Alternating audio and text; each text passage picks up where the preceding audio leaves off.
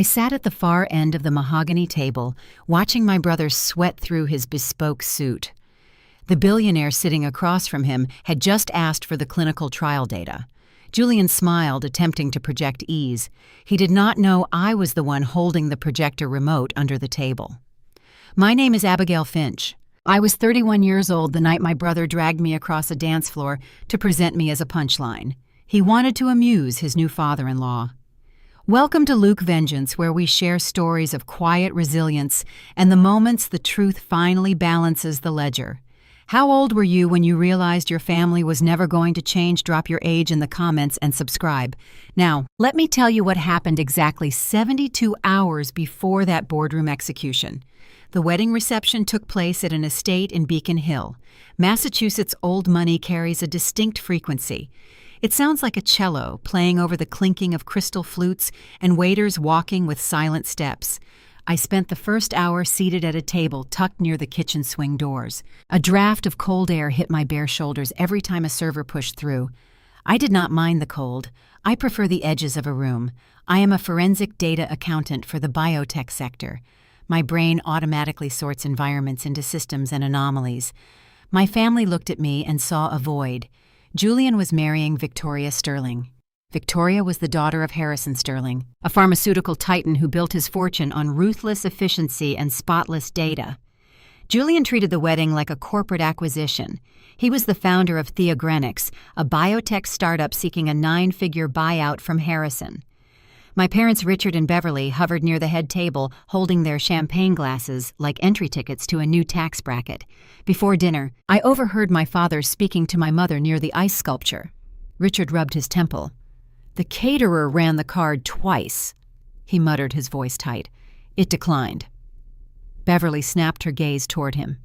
Richard smoothed his cuffs, adjusting his posture. "It is just a temporary liquidity issue," he said, offering a thin smile. "A bank error." I filed that detail away just as Julian spotted me. He strode across the room, his tailored tuxedo catching the chandelier light. He did not say hello. He clamped his hand around my upper arm, his grip tight enough to bruise, and steered me toward the head table. Harrison Sterling stood near the floral arrangements, holding a glass of mineral water. He possessed the quiet stillness of a predator.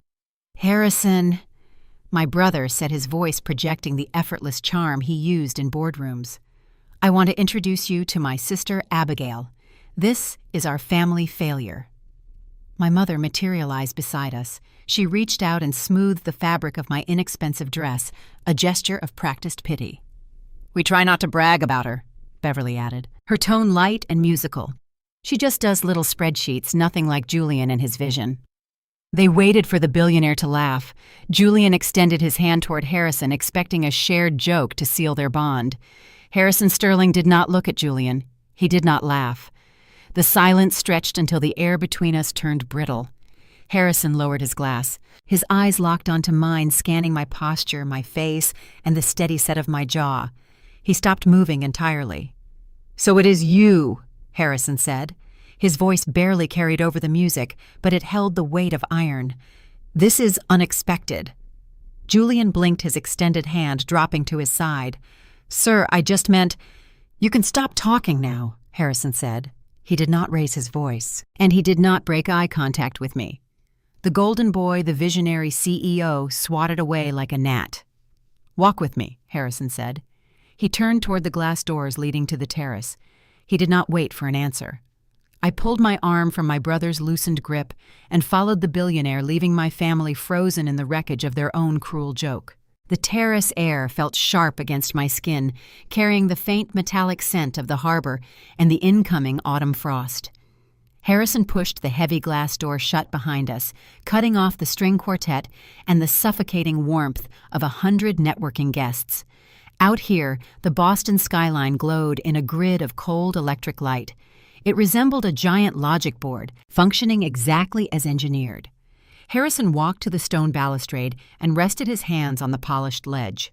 He did not speak right away. He looked out over the city, allowing the quiet to wash away the performative noise of the reception. I stood a few feet away, keeping my posture neutral.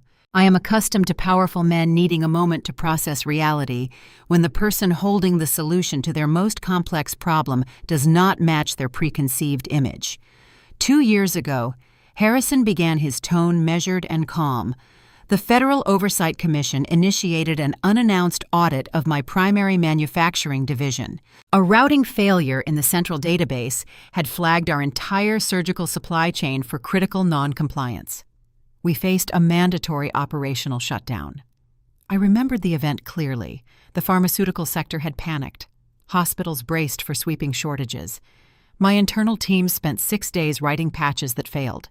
Harrison continued, his gaze fixed on the distant skyscrapers. Every hour the network remained flagged cost my holding company tens of millions in market value. Then at 3 o'clock in the morning on a Sunday, a patch arrived in my chief security officer's inbox. No name attached, just a generic routing address and a string of executable code. He turned his head to look at me. The ambient light from the reception cast sharp angles across his jaw. It was an isolation script, he said. It did not try to rewrite the corrupted sectors. It built a temporary sterile environment around the flagged data, allowing the compliant shipping manifests to process while the main database sat in quarantine. It was elegant. It bypassed the federal hold and saved my supply chain. I kept my expression steady. I was a mid-level analyst at a third-party firm when that crisis hit. Watching a global distribution network buckle under faulty logic makes my brain itch. I mapped the dead zones, wrote the isolation script, sent the file, and went back to drinking my stale coffee.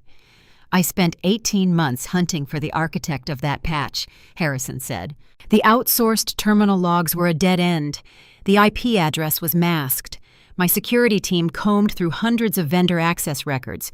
4 days ago, they finally isolated a digital fingerprint linking the core logic back to a specific forensic auditor. He gestured vaguely toward the glass doors. And tonight, my future son-in-law drags you across a dance floor and introduces the person I have been seeking as the family failure. A brief, dry sound escaped his throat. You should have sent an invoice, Abigail. I do not construct code for the recognition. I replied, my voice devoid of hesitation. The infrastructure was broken. I realigned the flow. That is precisely why we are standing out here, he said, shifting his posture from reflective to strictly business. I respect alignment, and right now I am staring at a system that feels misaligned. He turned his back to the city and faced the ballroom.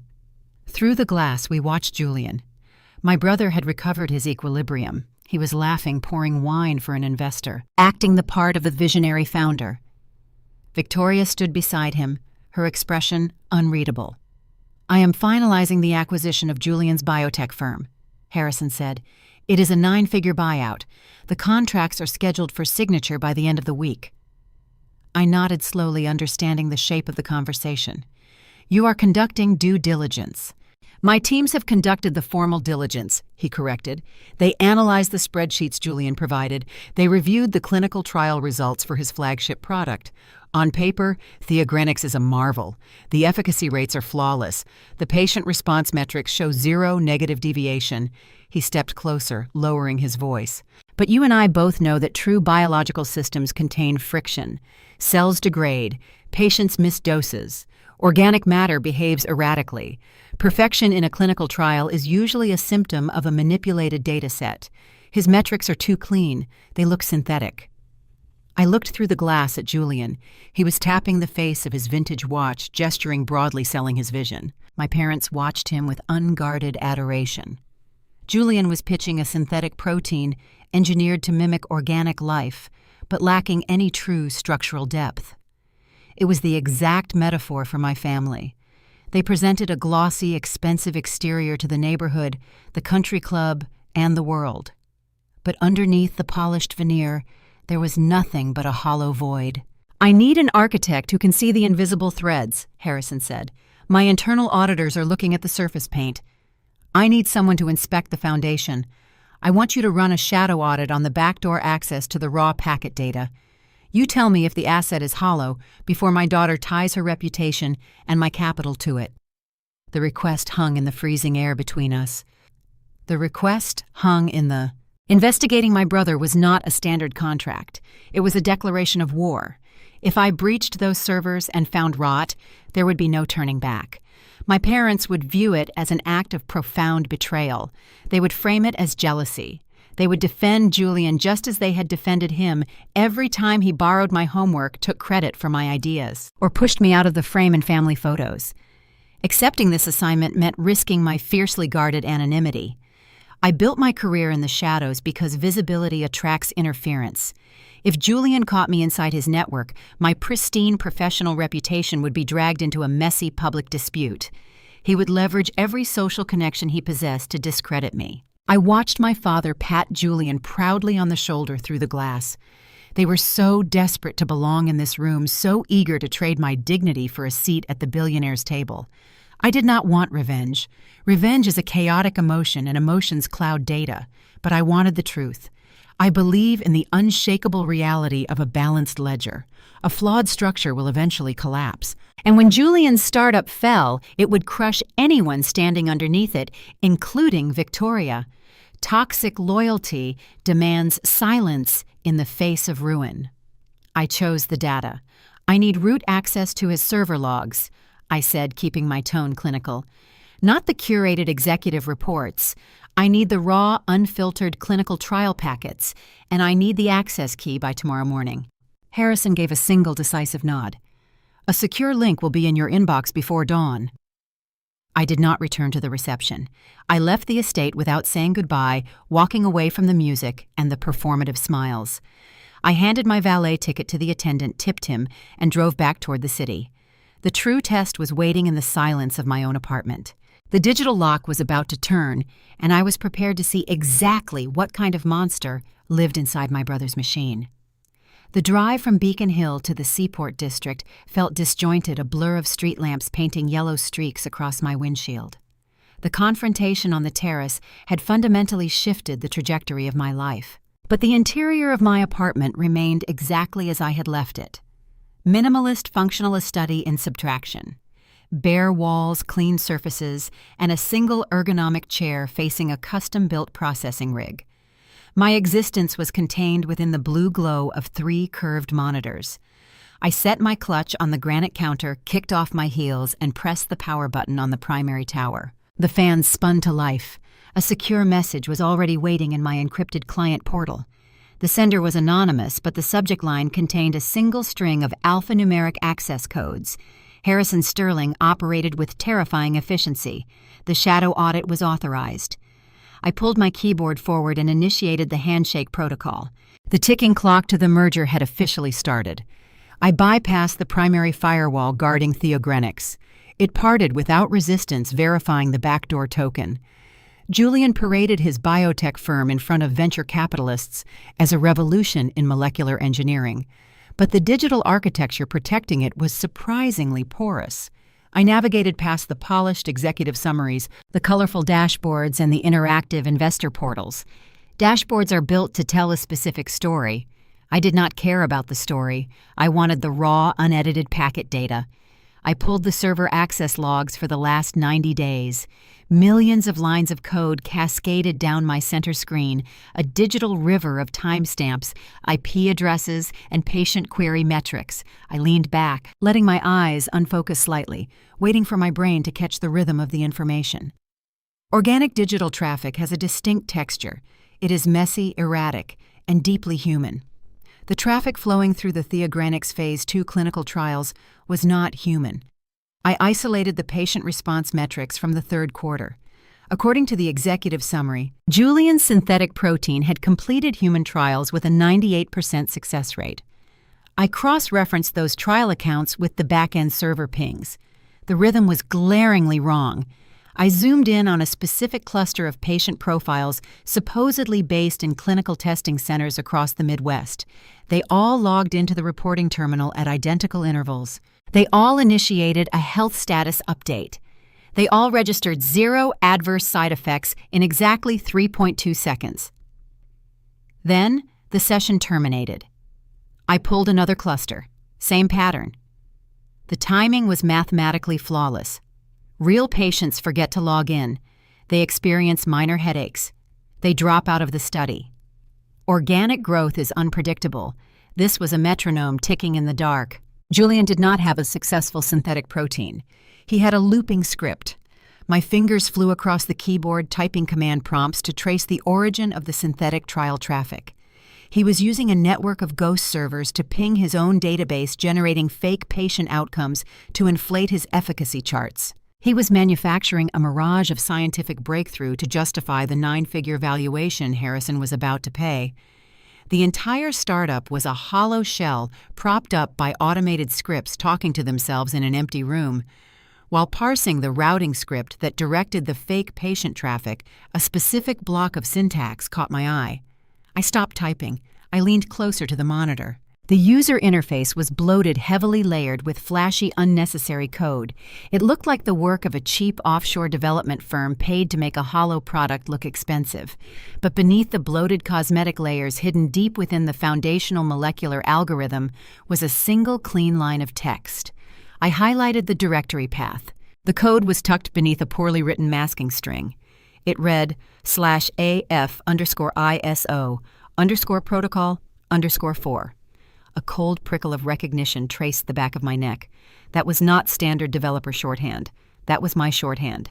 Abigail Finch, Isolation Protocol 4. It was a naming convention I utilized during my time at the Massachusetts Institute of Technology when I was drafting experimental molecular frameworks for my master's thesis. It was a digital signature I left in my raw architecture before finalizing a build. I stared at the glowing text. How did Julian's offshore developers obtain my abandoned syntax? Did they scrape an old open-source repository I contributed to years ago? The anomaly bothered me, a puzzle piece that belonged to a different board. I opened a fresh extraction protocol and began mirroring the proprietary theogranic source code, placing it side by side with my original time-stamped MIT backups, archived on my private cloud server. I mapped the logic loops. I compared the error handling constraints. The structure matched perfectly. Even the specific structural flaws I used to make when I was 24 were identical. The memory surfaced with striking clarity, sharp and entirely uninvited. 5 years ago, I was packing up my dorm room in Cambridge, preparing to leave academia for the private sector. I was exhausted, surrounded by cardboard boxes. My entire thesis, 2 years of proprietary research on synthetic protein isolation, was stored on a silver external hard drive. Julian had arrived uncharacteristically helpful, offering to load boxes into his SUV. He was working in marketing at the time, struggling to launch a generic supplement brand. He watched me stare at my laptop, rubbing my tired eyes. He placed a hand on my shoulder, projecting the perfect image of a supportive older brother. "You look dead on your feet, Abby," he had said. "Let me finish packing the desk. You go grab us some coffee." When I returned, the desk was clear. A week later, when I unpacked in my new apartment, the silver drive was missing. I called him panicked. He claimed he had borrowed it to transfer some old family photos because his laptop was out of storage. He promised to drop it off. He never did. He eventually claimed he lost it during a business trip. I spent months grieving the lost research, eventually forcing myself to rebuild a new career path in forensic accounting. Sitting in the glow of my monitors, the truth locked into place with sickening precision. He never lost the drive. He took it to a discount offshore development firm. He paid someone to extract my raw, brilliant architecture and polish it just enough to secure his first round of venture capital funding. Julian did not build Theogranics. He stole it from the sister he deemed a failure. The financial fraud inflating the clinical trials was a corporate crime. It was a desperate move to trick a billionaire into a buyout. But this discovery was an intimate, calculated betrayal. He had stolen my intellect, paraded it as his own genius, and used the resulting status to humiliate me at every family gathering. He built his pedestal out of my stolen labor and then had the audacity to stand on it and ask me why I was not climbing higher. The cold, detached professionalism I prided myself on began to fracture. It did not shatter into chaos. It crystallized into a sharp, focused wrath. My pulse steadied, slowing into a deliberate rhythm. I was going to hand Harrison Sterling a dossier that would not just kill the acquisition, it would erase Julian's name from the tech industry entirely. I highlighted the final directory and prepared to initiate the secure export. But a sudden realization halted my hand. Julian was paranoid. He monitored his network obsessively. If I downloaded the core files now, his security protocols would log the massive data transfer. He would know someone was inside his system. He would destroy the ghost servers and delete the stolen algorithm before Harrison could verify the audit. I needed to extract the proof without triggering the alarm.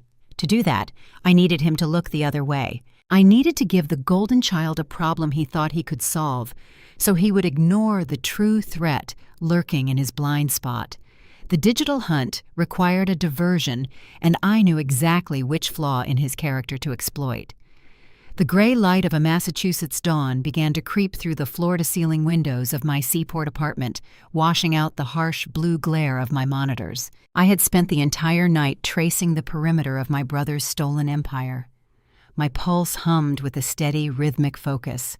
To dismantle a paranoid adversary, you cannot attack the strongest part of their fortress. Julian monitored his core network traffic obsessively. He relied on automated security dashboards to alert him to any unauthorized access. If I attempted a brute force extraction of the fabricated clinical trial data right now, his system would flag the data volume. He would sever the connection, destroy the ghost servers, and permanently erase my MIT algorithm before Harrison Sterling could verify my findings. I needed to extract the proof without triggering the alarm. To achieve that, I needed him to look the other way. I had to feed his security dashboard a lie it desperately wanted to believe. The digital hunt required a diversion. I knew exactly which flaw in his character to exploit. Julian possessed a fragile ego wrapped in arrogance. If I gave him a problem that made him feel superior, he would ignore the actual threat lurking in his blind spot. I opened a secondary terminal and navigated away from the heavily guarded clinical trial directories. I steered my query toward the most mundane, unglamorous sector of the Theogrenics corporate infrastructure, the human resources and executive financial compliance ledgers. This was the digital equivalent of sorting through a trash can. It was the exact type of tedious, low-level accounting my family assumed I did for a living. I was going to play directly into their prejudice. I bypassed the primary encryption on the expense portal using the backdoor access Harrison had provided. I began parsing Julian's executive spending reports for the past fiscal year. Venture capitalists rarely scrutinize dinner receipts or travel logs when a startup claims to be curing cellular degradation. They look at the polished executive summary and ignore the operating burn rate. But a forensic auditor looks everywhere. I filtered the transactions, searching for anomalies. It took less than 40 minutes to locate a glaring structural defect. Buried deep within the third-quarter filings listed under a vague category designated as specialized hardware procurement was a single-line item for $65,000. The vendor routing number did not belong to a medical supply manufacturer or a laboratory equipment distributor. I ran a cross-reference on the clearinghouse metadata. The payment had been wired to a boutique horologist based in Geneva. Julian had not purchased laboratory hardware. He had purchased a vintage 1952 Patek Philippe chronometer. The image of my brother at the wedding reception flashed in my mind. He had been wearing a rare gold timepiece, tapping the crystal face repeatedly while pitching his vision to Harrison. It was a totem of his artificial success. In the high-stakes culture of biotech startups, founders often use luxury signaling to project stability. Julian wanted to project the image of a man whose time was immensely valuable. He wanted to emulate the generational wealth our father constantly chased. But Julian had not earned that wealth. He had embezzled operating funds from his own hollow company to buy a counterfeit lineage. It was a textbook compliance violation in the context of a 9-figure pharmaceutical merger. A $65,000 embezzlement was a rounding error. It would not kill the deal on its own, but to a narcissistic founder obsessed with his public image, it was a profound embarrassment. This was the perfect bait. I crafted a localized query script designed to scan the horologist transaction receipt. Then I deliberately degraded the stealth protocol on my query. I wanted this search to be noisy. I executed the command. The Theogrenics financial server registered the inquiry and tripped a low-level internal security wire. An automated alert pinged across the network, notifying the master administrator that an external audit token was reviewing executive expense files. I pulled my hands away from the keyboard and waited. 6 minutes later, a new connection request hit the Theogrenix external node. The IP address originated from a luxury condominium in the Back Bay neighborhood. Julian was awake. The alert had roused him.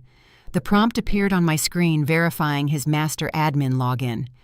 I sat perfectly still, watching the digital footprint of his cursor trace across my secondary monitor.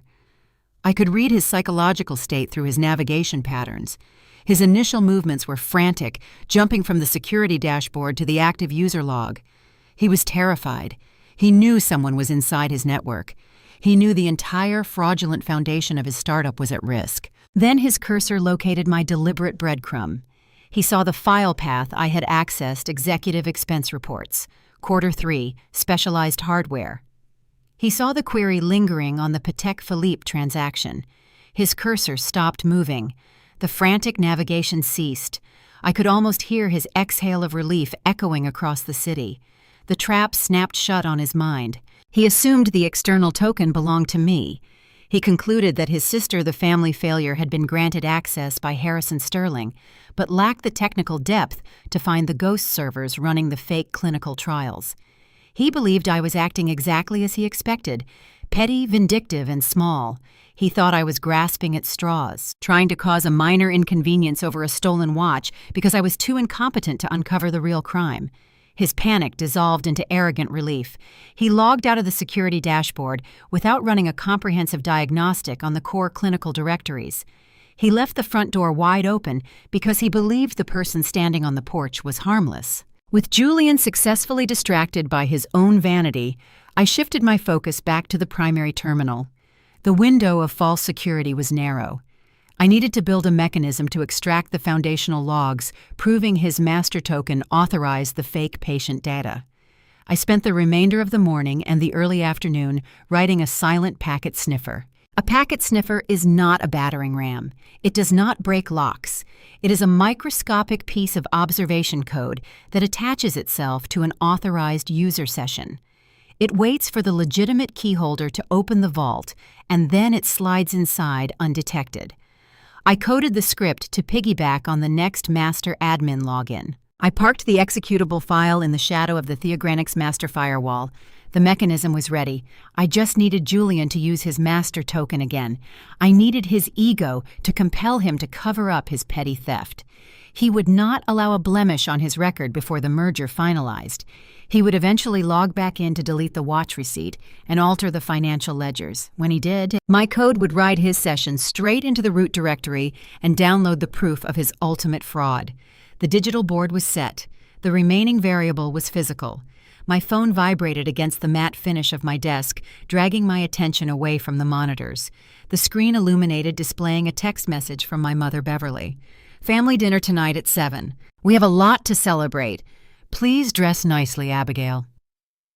The tone was polite, but the undercurrent was a strict command. Julian had likely called her after discovering my digital intrusion into his expense reports. He wanted to look me in the eye. He wanted to sit across a dining room table and silently gloat. He wanted to watch me eat his food while he wore the very watch I had investigated, confident that he had outsmarted my audit. He was expecting the submissive sister who quietly accepted her role at the edge of the room. He was expecting the scapegoat. I closed my terminal windows and stood up, stretching the stiffness from my shoulders. The afternoon sun cast long shadows across the hardwood floor. I walked toward my closet to select a suit. The digital hunt was pausing, but the psychological war was about to begin over a plate of catered appetizers. The Cambridge townhouse stood on a quiet, tree-lined street, projecting an aura of generational permanence. Wrought iron gates guarded a pristine brick exterior, and the heavy oak front door opened into a foyer that smelled of roasted lamb and expensive beeswax. My parents had spent 3 decades curating this environment. Every Persian rug, every silver picture frame, every crystal vase was strategically placed to signal wealth and stability. I arrived precisely at 7 o'clock. I handed my coat to my mother, Beverly. She accepted the garment, holding it away from her own designer dress, as if my plain wool jacket might contaminate her aesthetic. She looked me up and down, her eyes lingering on my sensible trousers and flat shoes. A tiny sigh escaped her lips. "You could have worn the silk blouse I bought you for Christmas, Abigail," she said, turning toward the hall closet. "We are celebrating tonight. We should dress for the occasion." I did not apologize. I followed her into the formal living room. My father, Richard, stood near a mahogany credenza, pouring a heavy measure of scotch into a crystal tumbler. He looked older than he had at the wedding reception. The harsh lighting of the chandelier revealed a tightness around his eyes and a gray pallor beneath his skin. He checked his phone, scrolling rapidly, his jaw clenched in a rigid line. "The property tax assessment on this place is becoming extortionate," Richard muttered, downing half the scotch in a single swallow. "The city is penalizing success." He offered a tight, unconvincing smile. It was another crack in the facade. Healthy wealth does not complain about municipal taxes to an empty room. The financial strain was bleeding through the plaster. But the moment he saw me, he adjusted his posture, squaring his shoulders and burying the anxiety under his default patriarch persona. "Abigail," he said, gesturing to an armchair. "Sit down. We were just discussing your future." I took a seat, keeping my posture neutral. I accepted a glass of sparkling water from Beverly and waited for the performance to begin. My parents lived in a state of dramatic irony. They were completely oblivious to the digital execution I had already initiated. They looked at me and saw a stagnant disappointment, unaware that I held the detonator to their entire reality. "When Julian finalizes the merger with Harrison Sterling, our family steps into a new echelon," Beverly said, taking a seat next to my father. "Theogranix will expand its corporate infrastructure. They will need hundreds of new employees." Richard leaned forward, resting his elbows on his knees. "You understand basic networking protocols, correct, Abigail?" "I am a forensic data accountant," I replied, my voice flat. "Right," Richard said, waving his hand dismissively. "Spreadsheets, database maintenance.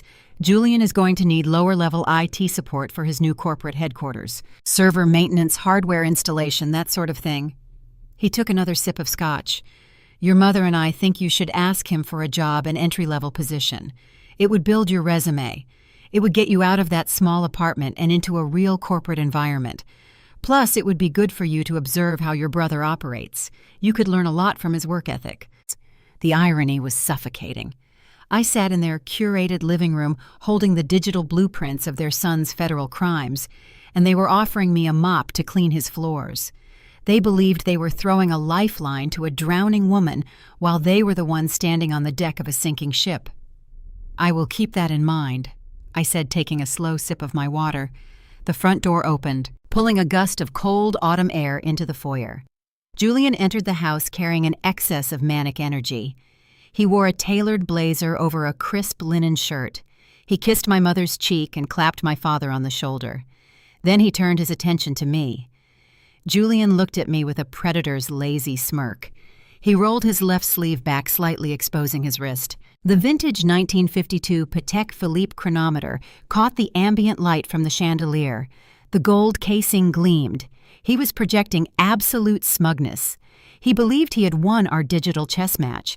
He thought my access token was currently trapped in his executive expense ledgers, reviewing petty theft receipts. He assumed I had investigated the watch, realized he had embezzled $65,000, and hit a dead end. In his mind, I was a harmless nuisance who lacked the intellect to dig deeper into the clinical trial directories. "Good to see you, Abby," Julian said, his tone dripping with condescension. "Glad you could make it." We moved to the dining room. The table was set with heavy silver flatware and bone china. Beverly served the lamb while Richard poured a red wine that cost more than my weekly grocery budget. Julian dominated the conversation. He spoke at length about the upcoming honeymoon in the Maldives, about the architectural plans for his new corner office, and about the visionary future of synthetic biology. He was riding a synthetic high built on stolen code and offshore servers. Halfway through the main course, Julian finally pivoted his attention across the table. The interrogation began disguised as casual sibling banter. "So, Abby," he said, leaning back in his chair and swirling his wine, "you disappeared rather quickly after the reception the other night. What exactly did Harrison Sterling want to talk to you about on the terrace?" He raised his left hand, resting his wrist on the edge of the mahogany table. He tapped the crystal face of the Patek Philippe with his index finger. Tap, tap. A subtle, deliberate taunt. He was mocking me. He was daring me to bring up the embezzled funds in front of our parents, knowing I had no structural authority to stop his merger over a watch. I did not look at the watch. I refused the submissive role he had assigned me. I cut a small piece of lamb chewed deliberately and swallowed. I placed my knife and fork parallel on the edge of my porcelain plate. The metal made a soft, definitive clink against the china. I raised my head and locked my eyes directly onto his pupils. I held a dead-eyed, unblinking gaze, letting the silence stretch until the ambient noise in the room felt thick and heavy. "He was asking for my professional opinion on your architecture," I said, keeping my voice conversational. Julian let out a short, dismissive laugh. He looked at Richard, seeking an audience for his arrogance. "My architecture? And what could a mid-level database technician possibly tell a billionaire about a biotech startup?" Richard smiled, indulging his son. Beverly took a delicate sip of her wine. I kept my eyes anchored to Julian's face. He wanted to know about the lack of biological friction in your clinical data. I said the words slicing through the warm air of the dining room, specifically regarding the automated baseline sequencing for synthetic proteins. The dining room went dead silent. The transformation was instantaneous and absolute. Julian's short laugh choked off in his throat. The smugness evaporated from his features, replaced by a mask of sudden, profound terror. The color drained from his skin, starting at his collar and washing upward, leaving a sickly gray undertone across his cheeks. His hand, which had been swirling the wine, froze in midair. Automated baseline sequencing for synthetic proteins. It was the exact technical phrase buried deep within the core routing logic of his ghost servers. It was the stolen MIT algorithm generating the fake patient responses. Julian realized in that frozen second that the expense report had been a decoy. The watch was a red herring. He realized I had bypassed his security dashboard and walked straight into the root directory of his entire criminal enterprise. He realized the hollow shell of his empire was resting in the palm of my hand. His fingers went numb. The heavy silver fork slipped from his grip. It struck his porcelain plate with a loud, jarring clatter that echoed off the dining room walls. "Julian, what is wrong?" Beverly asked, setting her wine glass down quickly, her brow furrowed in confusion. "Are you unwell?" He could not answer her. He could not drag oxygen into his lungs.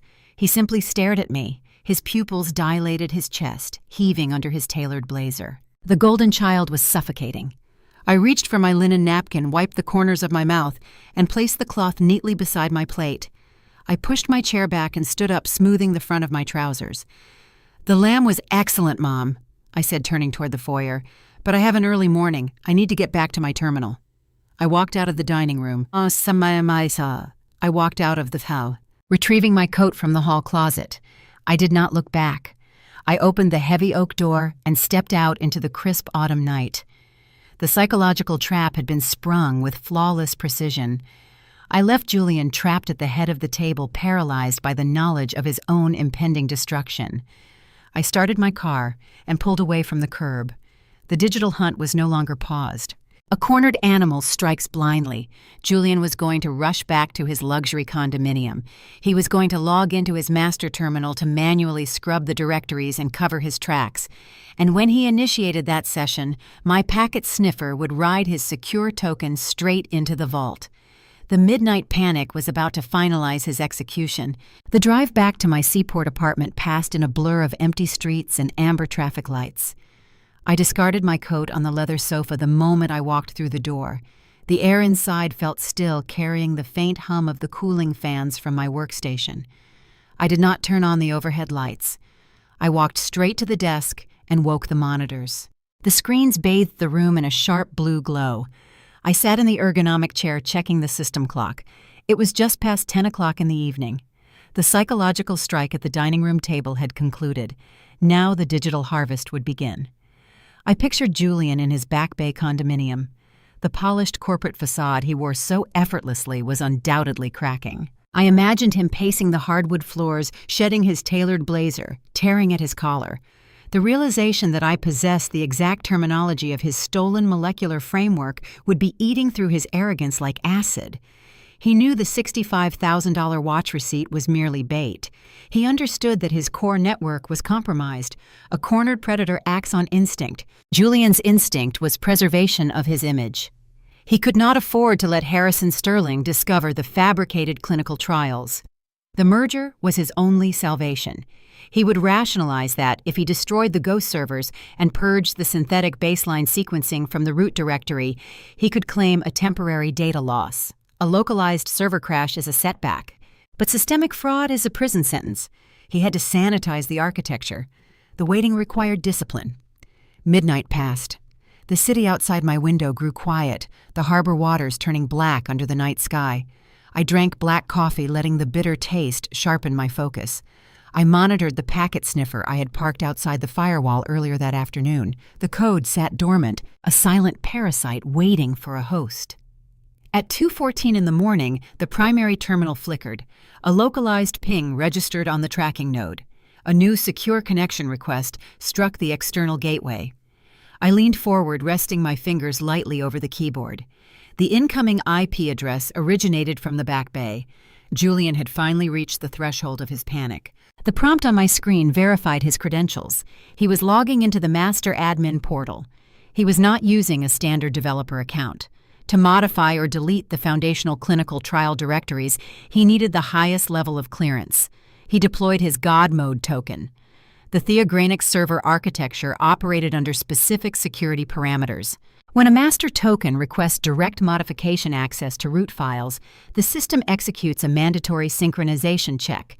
It verifies the cryptographic signature against the active state of the database. To perform this handshake, the primary firewall must lower its shields for a microsecond.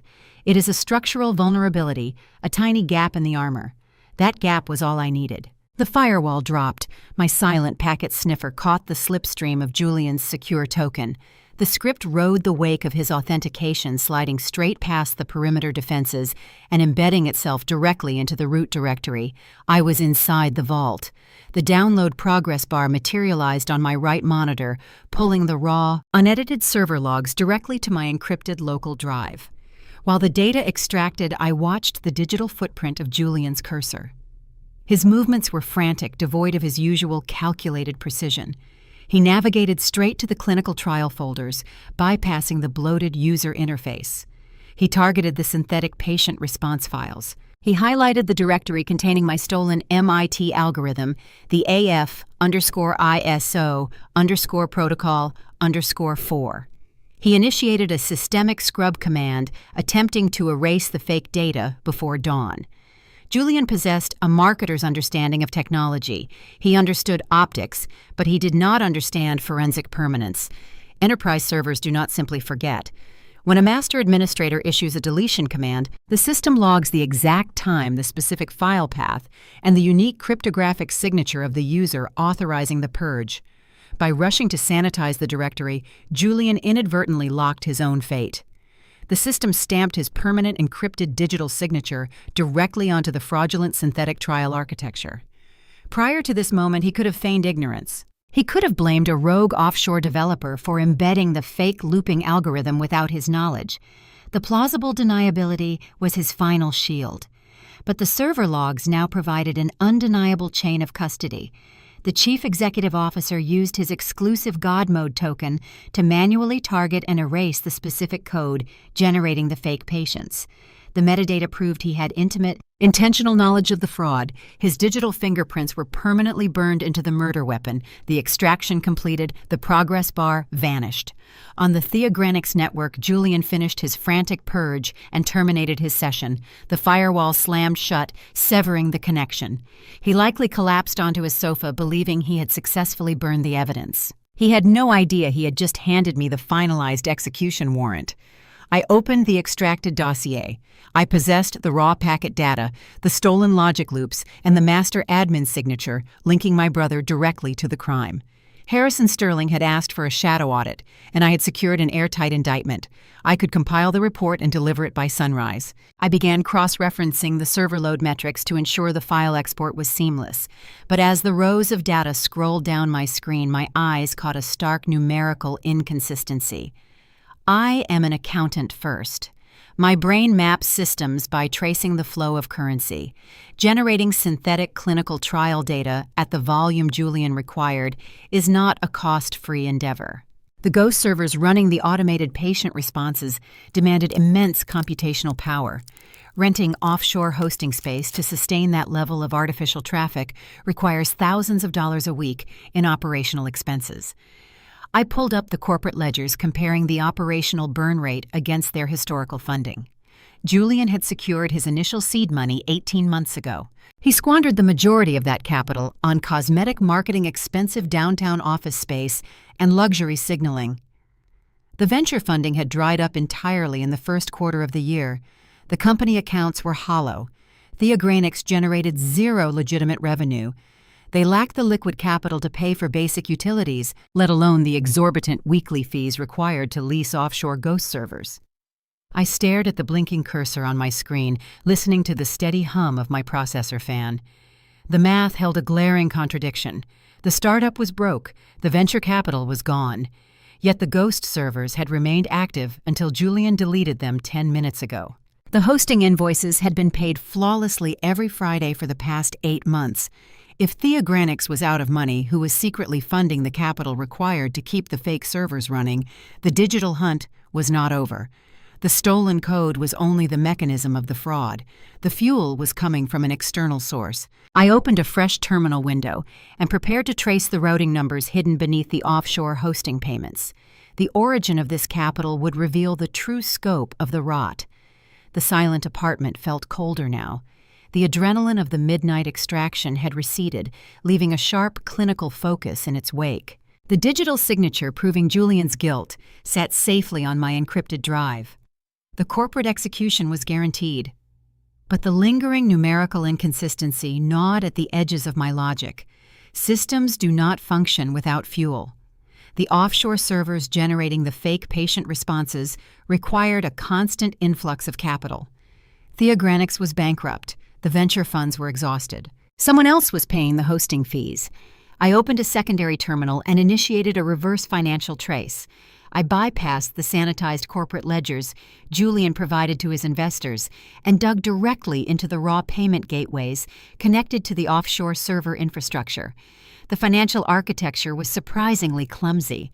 It mirrored the bloated cosmetic code of the user interface. Julian's discount developers had attempted to bury the weekly server expenses under a category labeled generic hardware maintenance. They lacked the sophisticated encryption necessary to hide the true routing paths from a forensic auditor. I decrypted the vendor payout logs and isolated the destination accounts. Every Friday morning, a substantial wire transfer left a holding account, bouncing through a clearinghouse in the Cayman Islands to strip the identifying metadata before landing in the offshore server registry. I ran a reverse query on the originating holding account, pulling the routing prefix back across the digital border. The origin did not belong to a shadow angel investor. It did not trace back to an aggressive venture capital firm willing to take a high-risk gamble on a failing biotech startup. Legitimate investors demand equity and board seats. They do not wire untraceable funds to offshore servers on a weekly basis. The routing prefix matched a regional commercial bank based in Delaware. I accessed the state business registry, mapping the account to its parent entity. The screen refreshed, displaying the name Apex Capital Partners. A cold prickle of recognition traced my spine. Apex Capital was not a traditional investment firm. They were a predatory private equity group known within financial circles for issuing high-interest mezzanine debt. They specialized in bridge loans, offering immediate liquid capital to desperate companies at extortionate interest rates. They were the lenders of last resort for founders who had exhausted all legitimate avenues of funding. Julian had not secured new investment. He had taken on toxic debt. I deployed a specialized extraction script targeting the Apex Capital Public Filing Registry. I needed to see the terms of the loan. The document materialized on my center monitor. The numbers detailing the principal amount were staggering. Julian had secured millions of dollars in liquid capital enough to keep the Ghost servers running and sustain his counterfeit lifestyle for the past 8 months. To acquire a loan of that magnitude from a predatory lender, a borrower must demonstrate a guaranteed path to repayment. Private equity firms do not lend millions on the promise of a synthetic protein. They require leverage. I scanned the secondary pages of the loan agreement, searching for the underwriter notes. The methodology of his fraud became devastatingly clear. Attached to the loan file as proof of future liquidity was a letter of intent from Sterling Holdings. The document outlined Harrison Sterling's commitment to acquire Theogranix for a 9-figure sum. Julian had used forged term sheets. He had drafted a fraudulent intent to purchase, leveraging Harrison's name and reputation to convince Apex Capital that repayment was imminent. He promised the private equity firm they would receive their principal, plus their exorbitant interest, the moment the Sterling buyout cleared. It was a massive financial gamble built entirely on a foundation of stolen code and fake clinical trials. He was using the promise of the billionaire's money to borrow the capital needed to trick the billionaire. The audacity of the scheme was staggering, but it carried a fatal structural flaw. Apex Capital operated with ruthless self-interest. A forged term sheet might secure the initial meeting, but it would never secure the capital. Predatory lenders do not rely on future promises. They mitigate their immense risk by demanding hard, tangible assets. They require collateral that can be liquidated immediately upon default. Theogranix possessed no tangible assets. The company leased its office space. The proprietary algorithm was stolen.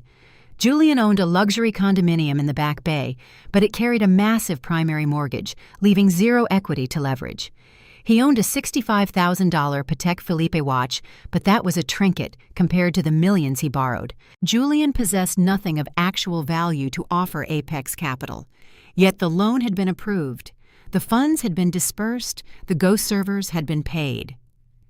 I leaned back in my ergonomic chair, staring at the glowing PDF on my monitor. If the golden child had no assets to leverage whose collateral secured the predatory debt, the digital hunt narrowed, focusing entirely on the final page of the loan agreement. I initiated a query into the Massachusetts Public Property Registry cross-referencing the Apex Capital loan number with recent commercial and residential liens.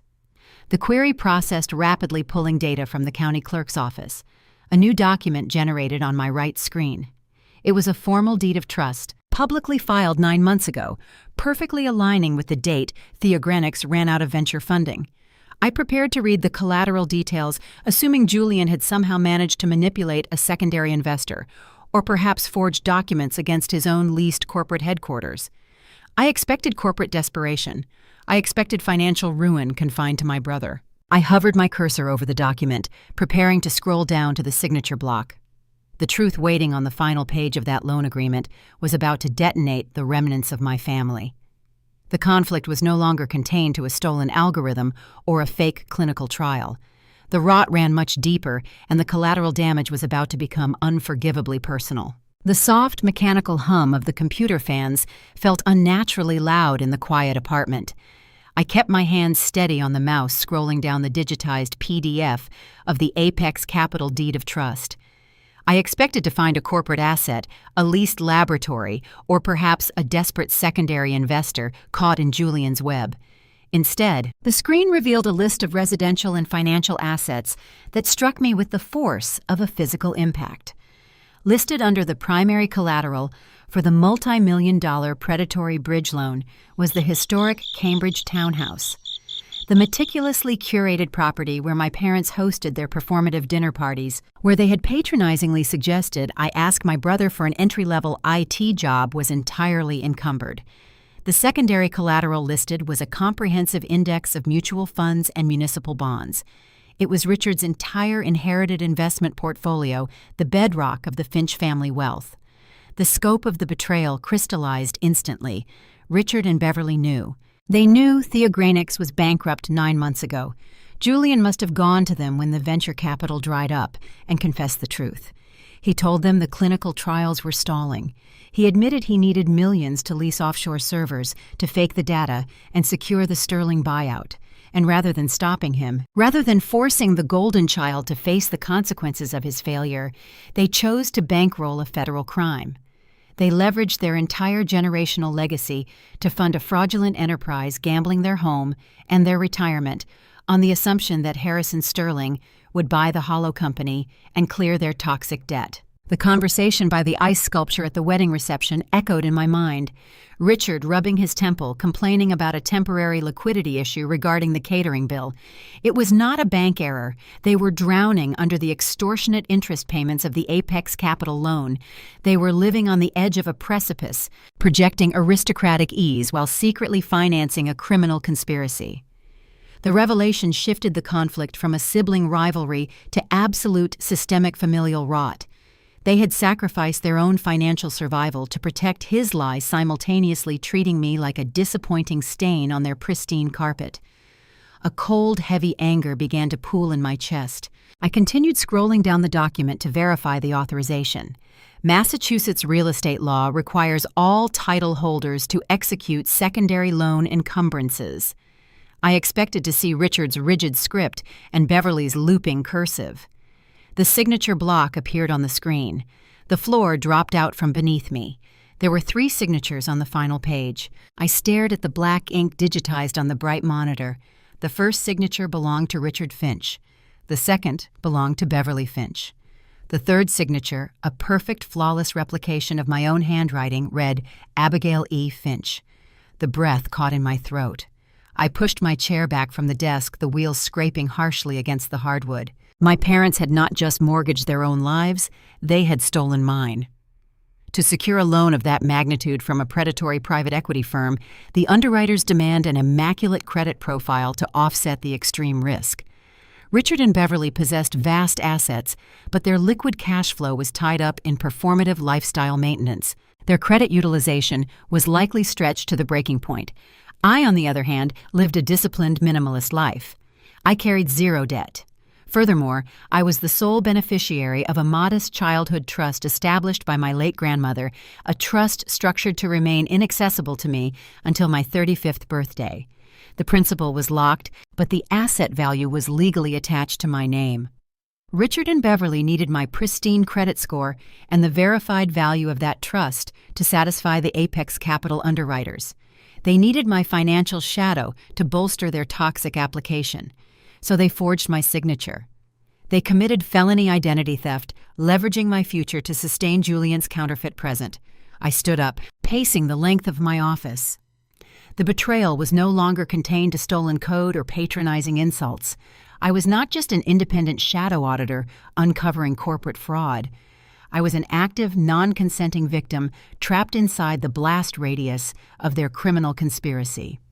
If the Sterling buyout failed, Julian would default on the predatory loan. Apex Capital would immediately seize the Cambridge townhouse, liquidate Richard's portfolio, and aggressively pursue my trust and my personal assets to satisfy the remaining debt.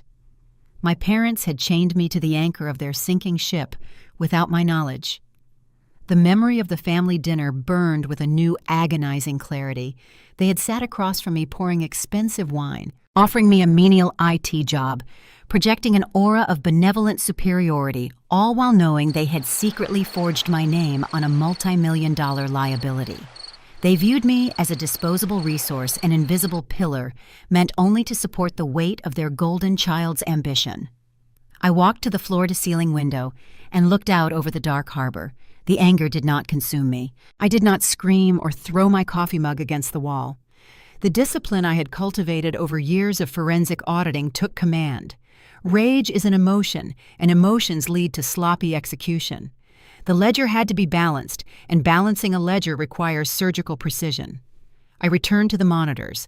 I extracted the digitized signature page, isolating the forged document. I added it to the encrypted dossier alongside the ghost server logs, the stolen MIT baseline sequencing, and the master admin synchronization file. The package was now a weapon of absolute, indisputable devastation. It proved corporate fraud, intellectual property theft, wire fraud, and felony identity theft. The compilation was complete. I locked the primary directory and initiated the final encryption sequence. The progress bar zipped across the screen, finalizing the package. I checked the system clock. It was nearly 6 o'clock in the morning. The sky outside was turning a bruised, metallic purple. The final merger meeting at Sterling headquarters was scheduled to begin in a few hours.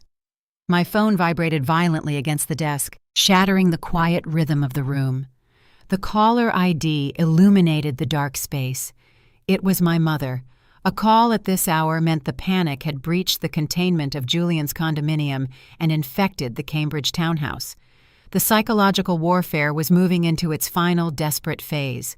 The confrontation I had engineered was arriving at my doorstep. The phone vibrated across the matte surface of the desk, an angry mechanical buzz that demanded immediate attention. The caller ID glowed bright against the dim early morning light. Beverly. It was 6:15 in the morning. My mother did not wake before 8 o'clock unless she had a spa appointment or a crisis. I watched the screen flash for several seconds, mapping the tactical purpose of the call before I finally reached out and accepted the connection. I brought the receiver to my ear and remained silent, allowing the void to draw her out. "Abigail!" Beverly gasped, her voice hitting my ear in a frantic rush. The practiced melodic pitch she used for society luncheons was completely absent. It was replaced by a ragged, desperate tremor. For decades, that specific pitch had functioned as an invisible tether designed to invoke pity, disarm boundaries, and shift the burden of responsibility. "Are you there?" she demanded, a wet sob catching in her throat. "I am listening, Mom," I replied, my tone flat, offering no emotional traction for her to grip. "Why are you doing this?" Beverly cried, the tears flowing freely now, transmitted through the digital connection. "Why are you trying to destroy your brother's happiness? He is in pieces, Abigail. He came to the house an hour ago. He said you are hacking his company. He said you found some minor technical errors and you were threatening to ruin the merger over a computer glitch." I leaned back in my ergonomic chair, my eyes scanning the glowing PDF of the forged Apex Capital loan document displayed on my right monitor. The narrative had already been rewritten and sanitized by the time Julian reached Cambridge. He had not confessed to the ghost servers generating fake patient responses.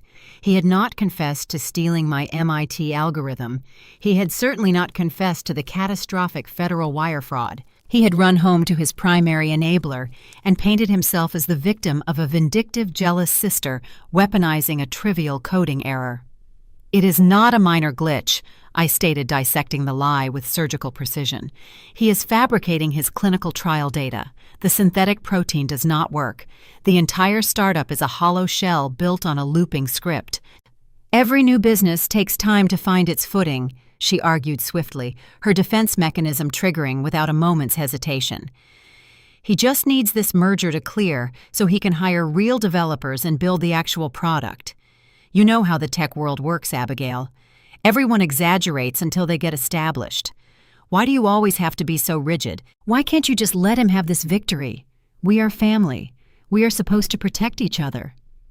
The pivot was seamless. She was not shocked by the concept of Julian faking his scientific breakthrough. She was only shocked that I was refusing to look the other way. The hypocrisy hung thick in the air. Enablers do not wield swords. They wield guilt. They cushion the favored child by sacrificing the scapegoat and build their entire identity around the illusion of domestic perfection.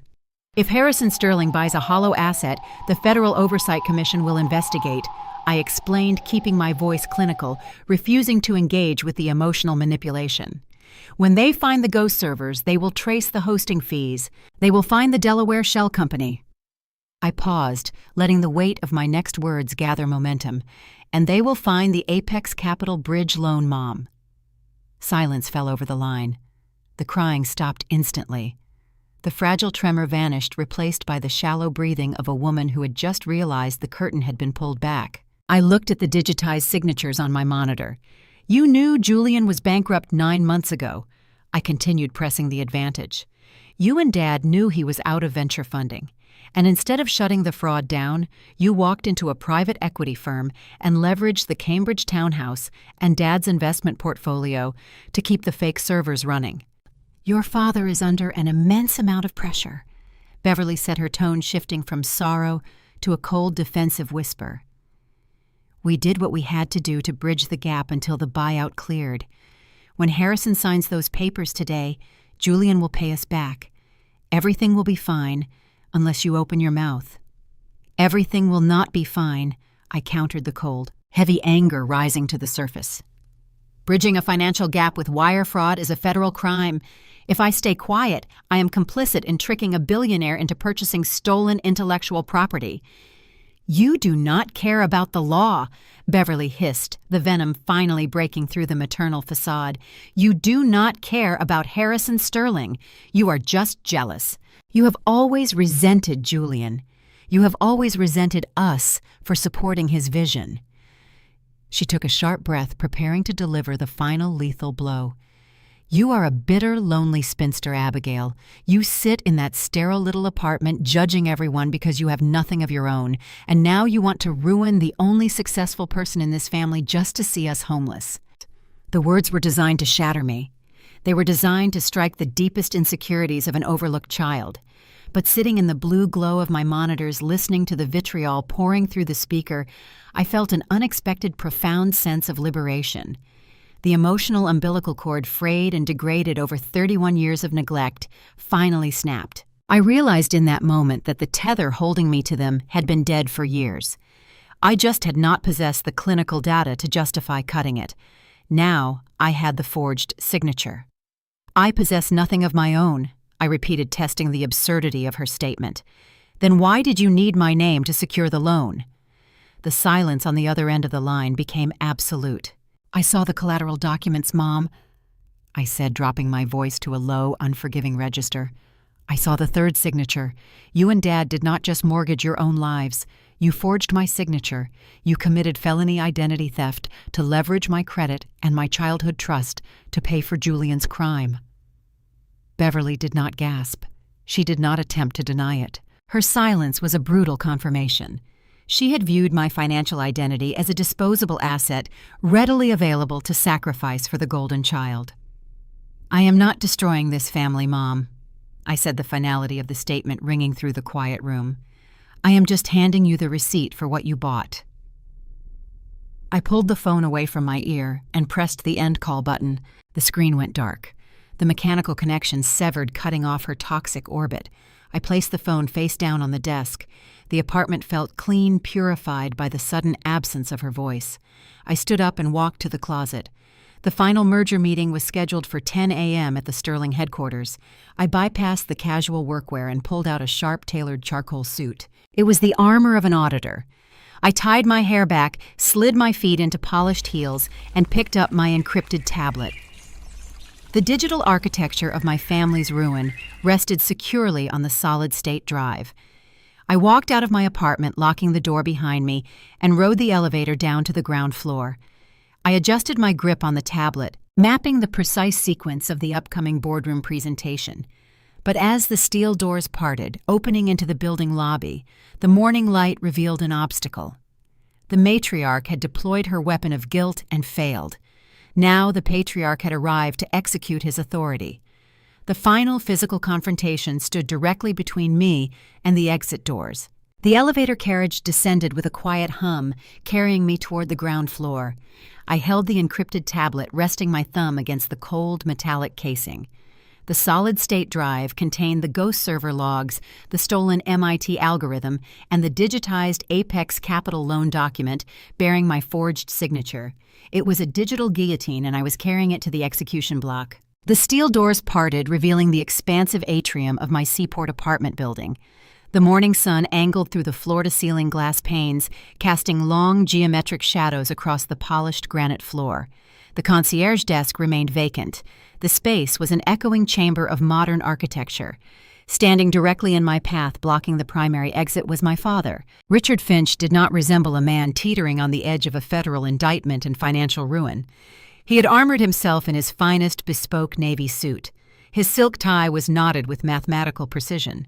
His silver hair, swept back and secured, projected the seasoned aura of a patriarch accustomed to commanding boardrooms and dictating the terms of reality. For 3 decades, he had managed his inherited investment portfolio with an iron grip, treating our family like a subsidiary corporation. But a forensic auditor is trained to observe the anomalies beneath the curated surface. I scanned his posture, noting the rigid tension locking his jaw. I observed the faint tremor in his right hand as he compulsively adjusted his immaculate French cuffs. His stance was brittle, mimicking a load-bearing pillar developing microscopic stress fractures. He was broadcasting authority, but he was radiating raw, unadulterated desperation. "You are up early, Abigail," Richard said. His voice echoed through the empty atrium. He pitched his tone to a low, resonant baritone, the exact frequency he utilized to intimidate junior partners and dismiss my career choices during holiday dinners. I stopped walking. I maintained a wide expanse of granite between us, refusing to enter his immediate physical orbit. "Beverly failed to secure my compliance on the phone," I stated, keeping my delivery level and sterile. "So she sent you to finalize the negotiation." He released a slow, measured breath, attempting to shift the atmospheric pressure away from the emotional wreckage my mother had created.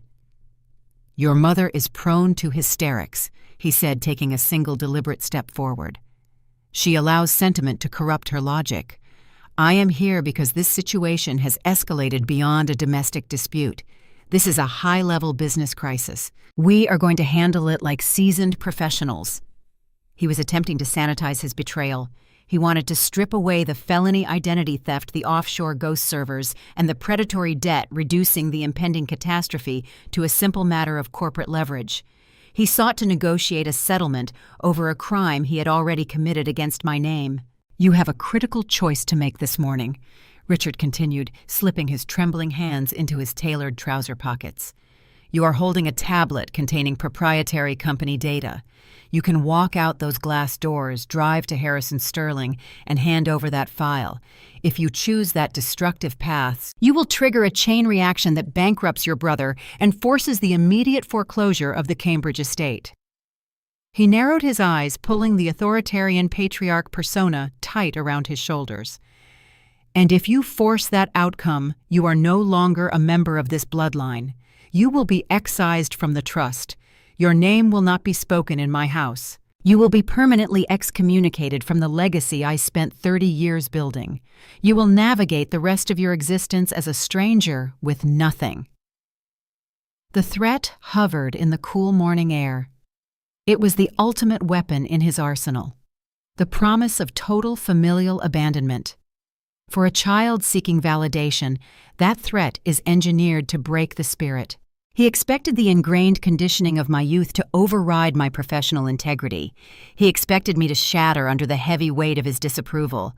I looked at the man standing in front of me. The digitized image of my forged signature on the Apex Capital loan documents flashed vividly in my mind. He was threatening to disinherit me while secretly leveraging my pristine credit to save his own sinking ship. The hypocrisy was so profound it bordered on the absurd. I felt no fear. I felt only the clean, liberating oxygen of a severed tide. I allowed the silence to stretch. Richard watched my face, analyzing my micro-expressions for a flinch, a tear, a sign of submission. When he found only cold, detached observation, his confidence visibly faltered. The authoritarian mask slipped. He pulled his hands from his pockets and pivoted to his secondary strategy, the carrot following the stick. "But it does not have to end in a tragedy," Richard said, softening his vocal register, adopting the benevolent posture of a forgiving monarch. "Julian and I had a long, strategic discussion after he returned from his condominium last night. We recognize that we have underestimated your technical capabilities. We see your true potential now." He offered a tight, conciliatory smile. "If you delete the shadow audit, Abigail Julian is prepared to offer you a prominent role, Chief Technology Officer of the newly merged Theogrenics and Sterling division. You will receive a mid-six-figure salary. You will be granted a substantial equity stake and a corner office overlooking the harbor. You will finally have the coveted seat at the table you have always wanted. We will build the future together." I absorbed the dimensions of the bribe. He was trying to buy my silence using the very capital he was currently attempting to steal from Harrison Sterling. He was offering me a prominent role on a fraudulent enterprise disguised as a promotion. He believed my years of quiet stoicism were born of petty jealousy, and that a fancy title would instantly purchase my loyalty. "You believe protecting a fraud is a valid business strategy," I said, my voice steady, slicing through the pristine acoustics of the lobby. You believe hiding a fatal structural flaw is a noble display of familial loyalty." His smile vanished. "Abigail, do not be foolish," he warned, a dark shadow crossing his features. "I am offering you the world. You can secure your financial independence today." "You are offering me handcuffs," I replied, my grip tightening on the edge of the encrypted tablet. "You forged my signature on a predatory bridge loan. You committed felony identity theft to fund a criminal conspiracy, and now you want me to sit at your executive table and hold the bag when the federal regulators finally come looking for the missing millions." I turned away from the revolving glass doors, pivoting toward the subterranean parking garage access. I needed my vehicle to reach the financial district. "Where are you going?" Richard demanded, his voice cracking like a whip, the polished facade fracturing into genuine panic. "I gave you an ultimatum. You walk out that door and you are done." I paused at the edge of the corridor and looked back at my father one last time. He stood in the center of the lobby, a desperate, fading king, watching his final piece of leverage evaporate into the morning light. "I am the auditor," I said, my words striking the stone walls with crystalline clarity. "My job is to protect the deal by killing it." I pushed through the side exit, leaving the broken patriarch standing alone in the echoing atrium. I stepped into the crisp autumn air and walked toward my vehicle. The domestic skirmishes had concluded. The final theater awaited me at the Sterling headquarters, where the Golden Child was about to meet the executioner. The drive from the Seaport District to the financial heart of Boston required less than 20 minutes, but the psychological distance traversed felt immense. I navigated the morning traffic with cold, mechanical precision. The confrontation in the lobby had stripped away the final remnants of familial obligation. Richard Finch had played his ultimate card, threatening excommunication and offering a fraudulent bribe. When both failed, he was left holding nothing. The emotional variables were now permanently eliminated. Only the data remained. I parked my vehicle in the subterranean structure beneath the towering glass and steel monolith housing Harrison Sterling's corporate empire. The architecture was designed to project absolute transparency, a physical manifestation of pristine integrity. It was the perfect arena for the execution of a lie. I bypassed the security checkpoint, scanning my temporary access badge, and rode the silent, high-speed elevator to the 47th floor. The polished steel doors parted, revealing an expansive reception area lined with abstract modern art and manned by 2 assistants operating sleek, minimalist consoles. I provided my name. One of the assistants offered a brief professional nod and directed me down a long corridor illuminated by recessed lighting toward the executive boardroom. The boardroom was a theater of corporate power. Floor-to-ceiling windows offered an uninterrupted sweeping view of the Boston Harbor. The morning sun glinted off the choppy water, casting bright, shifting patterns across the polished surface of the massive mahogany conference table. In the center of the room, a discreet side table was staged with a dozen crystal flutes and 2 bottles of vintage Dom Perignon chilling in an engraved silver bucket. The set pieces for a celebration were perfectly arranged. The principal actors were already present. Julian sat near the head of the table. He wore a bespoke charcoal suit that fit with immaculate precision, projecting an aura of relaxed, unassailable success. To his immediate right sat Richard the Patriarch, having recovered his composure after our lobby encounter. He projected rigid, commanding authority. Beverly sat to Julian's left, wearing a designer dress and a smile so tightly drawn the skin around her eyes appeared strained. They had been invited for the ceremonial signing, the coveted photo opportunity that would solidify their status in the upper echelons of society. Across from Julian sat Victoria. Harrison's daughter was not smiling.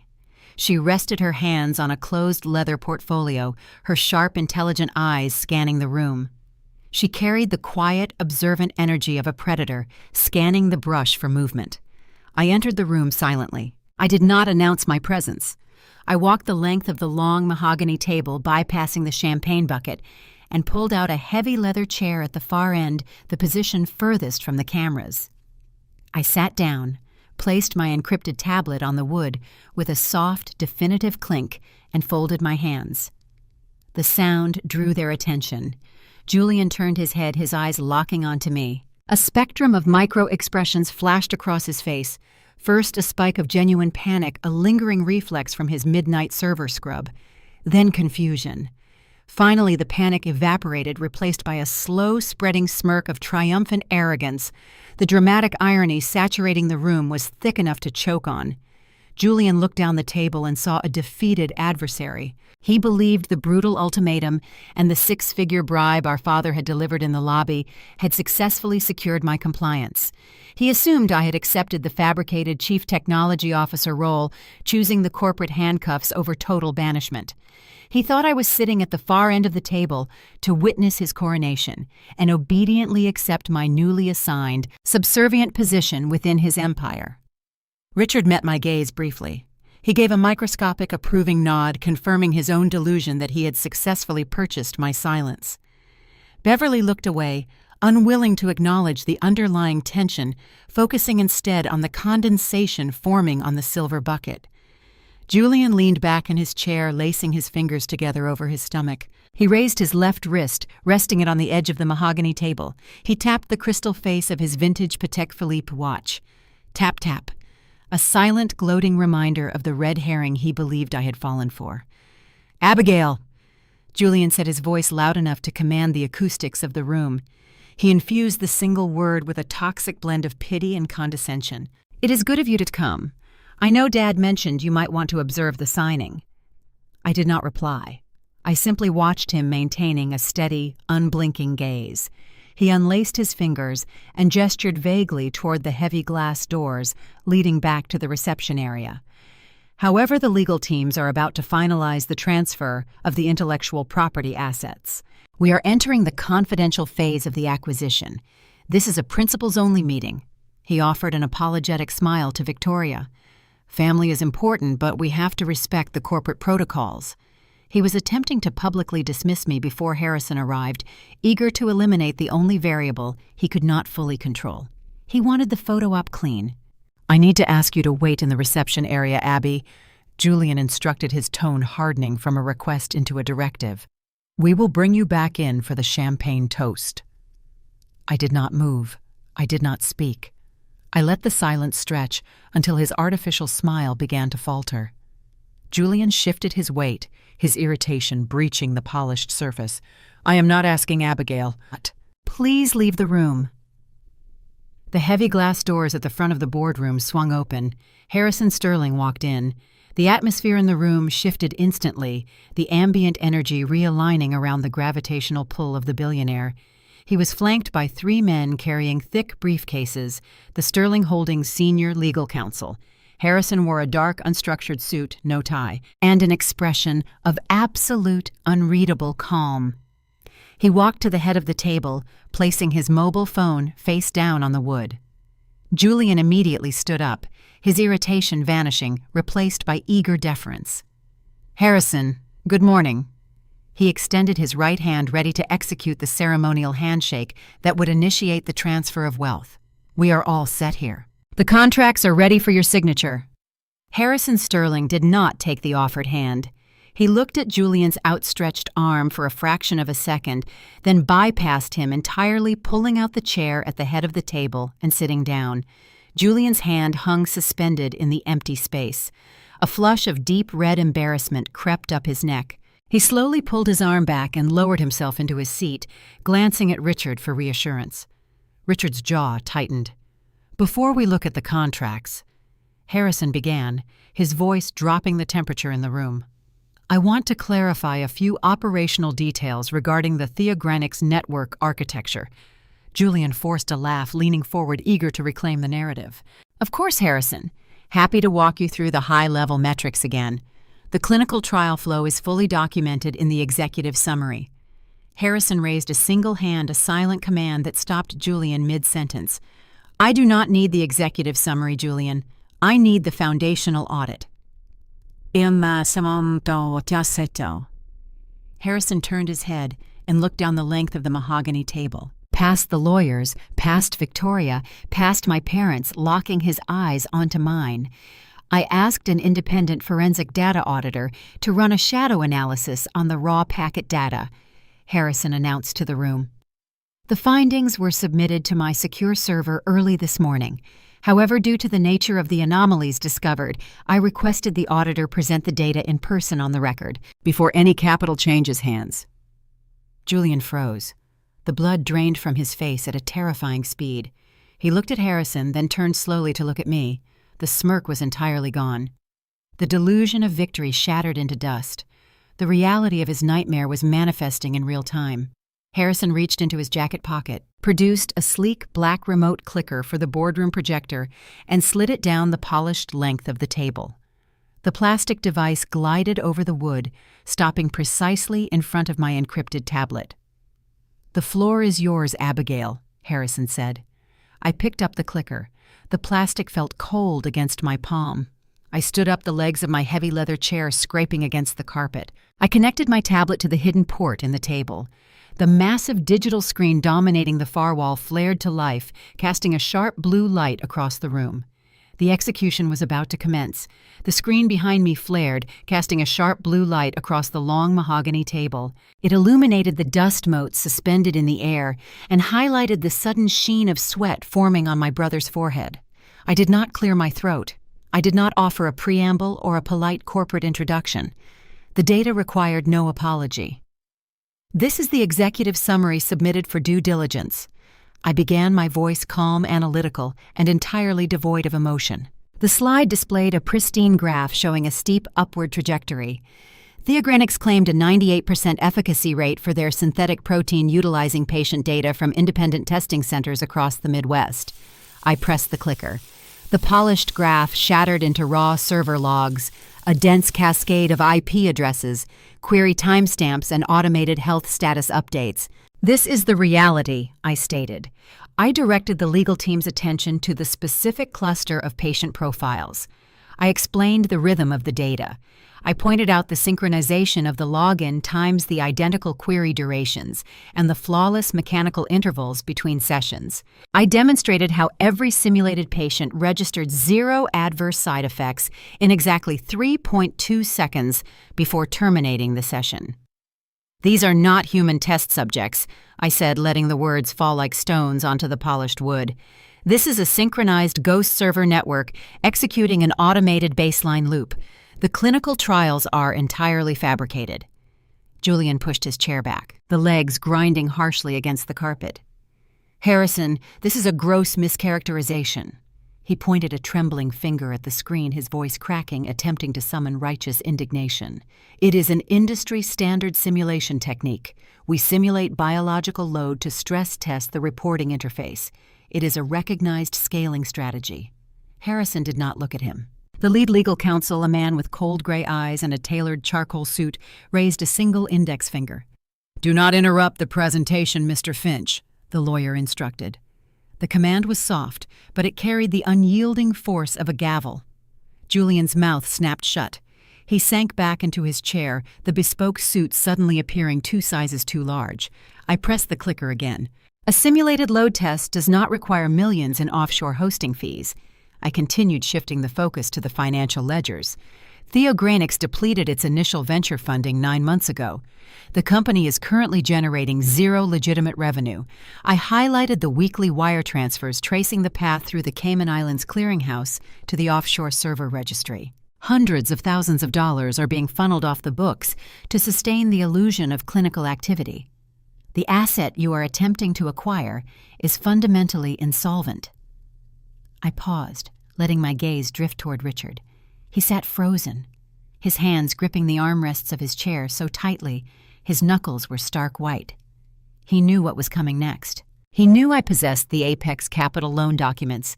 He knew I held the proof of the predatory debt and the felony identity theft. I held his gaze, ensuring he felt the crushing weight of his impending exposure. I pressed the clicker for the 3rd time. "Capital fraud invalidates the corporate valuation," I said, shifting my focus back to Harrison and his legal team. "But intellectual property theft invalidates the product itself." The screen split into 2 columns. On the left, the core molecular algorithm of Theogrenics. On the right, a time-stamped archive of my own proprietary research from 5 years prior. I walked the lawyers through the architecture. I highlighted the unique logic gates, the specific error handling protocols, and the identical structural flaws I had written when I was a graduate student. The syntax was a perfect mirror. Then I magnified the central directory block. A single line of text filled the screen, glowing yellow against the dark background, /AF_ISO_protocol_4. That is my personal naming convention, I explained, the steady cadence of my voice slicing through the heavy silence of the boardroom. The code was stored on a physical drive my brother claimed to have lost. The synthetic protein algorithm driving theogrenics was not developed by a visionary founder. It was extracted from my stolen hardware. You are attempting to purchase stolen goods. Beverly gasped a short, sharp intake of air. She covered her mouth with her trembling hand, staring at the screen, then at Julian. Victoria turned her head, her sharp eyes boring into the side of Julian's face.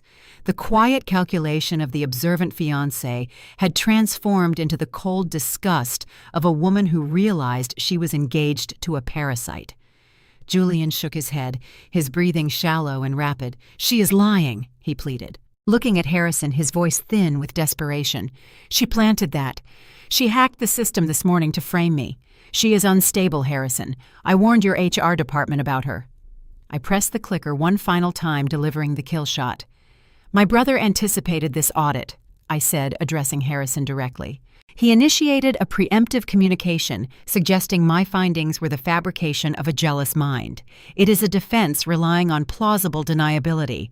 He intends to argue that a rogue offshore developer built the ghost servers and embedded the stolen code without his knowledge."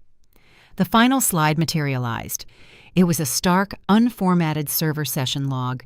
At 2:14 this morning, the theogrenics master administrator logged into the core network to manually alter executive expense records, I said. I highlighted the timestamp and the encrypted cryptographic token. To execute that modification, the master token was forced to synchronize with the active server state. By bypassing the standard security protocols, the administrator permanently stamped an irrevocable digital signature onto the active directory. I zoomed in on the signature block, aligning it directly beneath the corrupted file path housing the fabricated clinical trial data. The metadata confirms the chief executive officer had direct intentional knowledge of the fraudulent architecture, I concluded, the finality of the statement ringing off the glass walls. He verified the ghost servers himself 8 hours ago. The culpability is absolute. I lowered the clicker. The execution was complete. I reached down and unplugged the connection cable from my encrypted tablet. The massive digital screen behind me blinked twice, then faded to a neutral black, plunging the front of the room back into the natural morning sunlight reflecting off the harbor. A sharp metallic clink broke the silence. Victoria Sterling slowly pulled the platinum engagement ring off her left hand. She did not throw it. She set it precisely in the center of the mahogany table. The heavy diamond caught the light, a brilliant, sparkling reminder of a future that had just been vaporized. I picked up my tablet and tucked it securely under my arm. I did not display the apex capital deed of trust. I did not project my forged signature onto the screen. I left the origin of the offshore funding blank, a silent guillotine, hanging exclusively over my father's neck. Richard realized in that moment that I possessed the blueprints to his financial ruin and his federal indictment, and I was choosing to hold them in reserve, allowing the terror of anticipation to consume him. I unhooked my gaze from my father and looked down the length of the table. The golden child was shattered. The performative parents were paralyzed. The presentation was over. The billionaire now held the verdict. The silence in the boardroom was absolute. It was the heavy, suffocating quiet that follows a catastrophic structural collapse.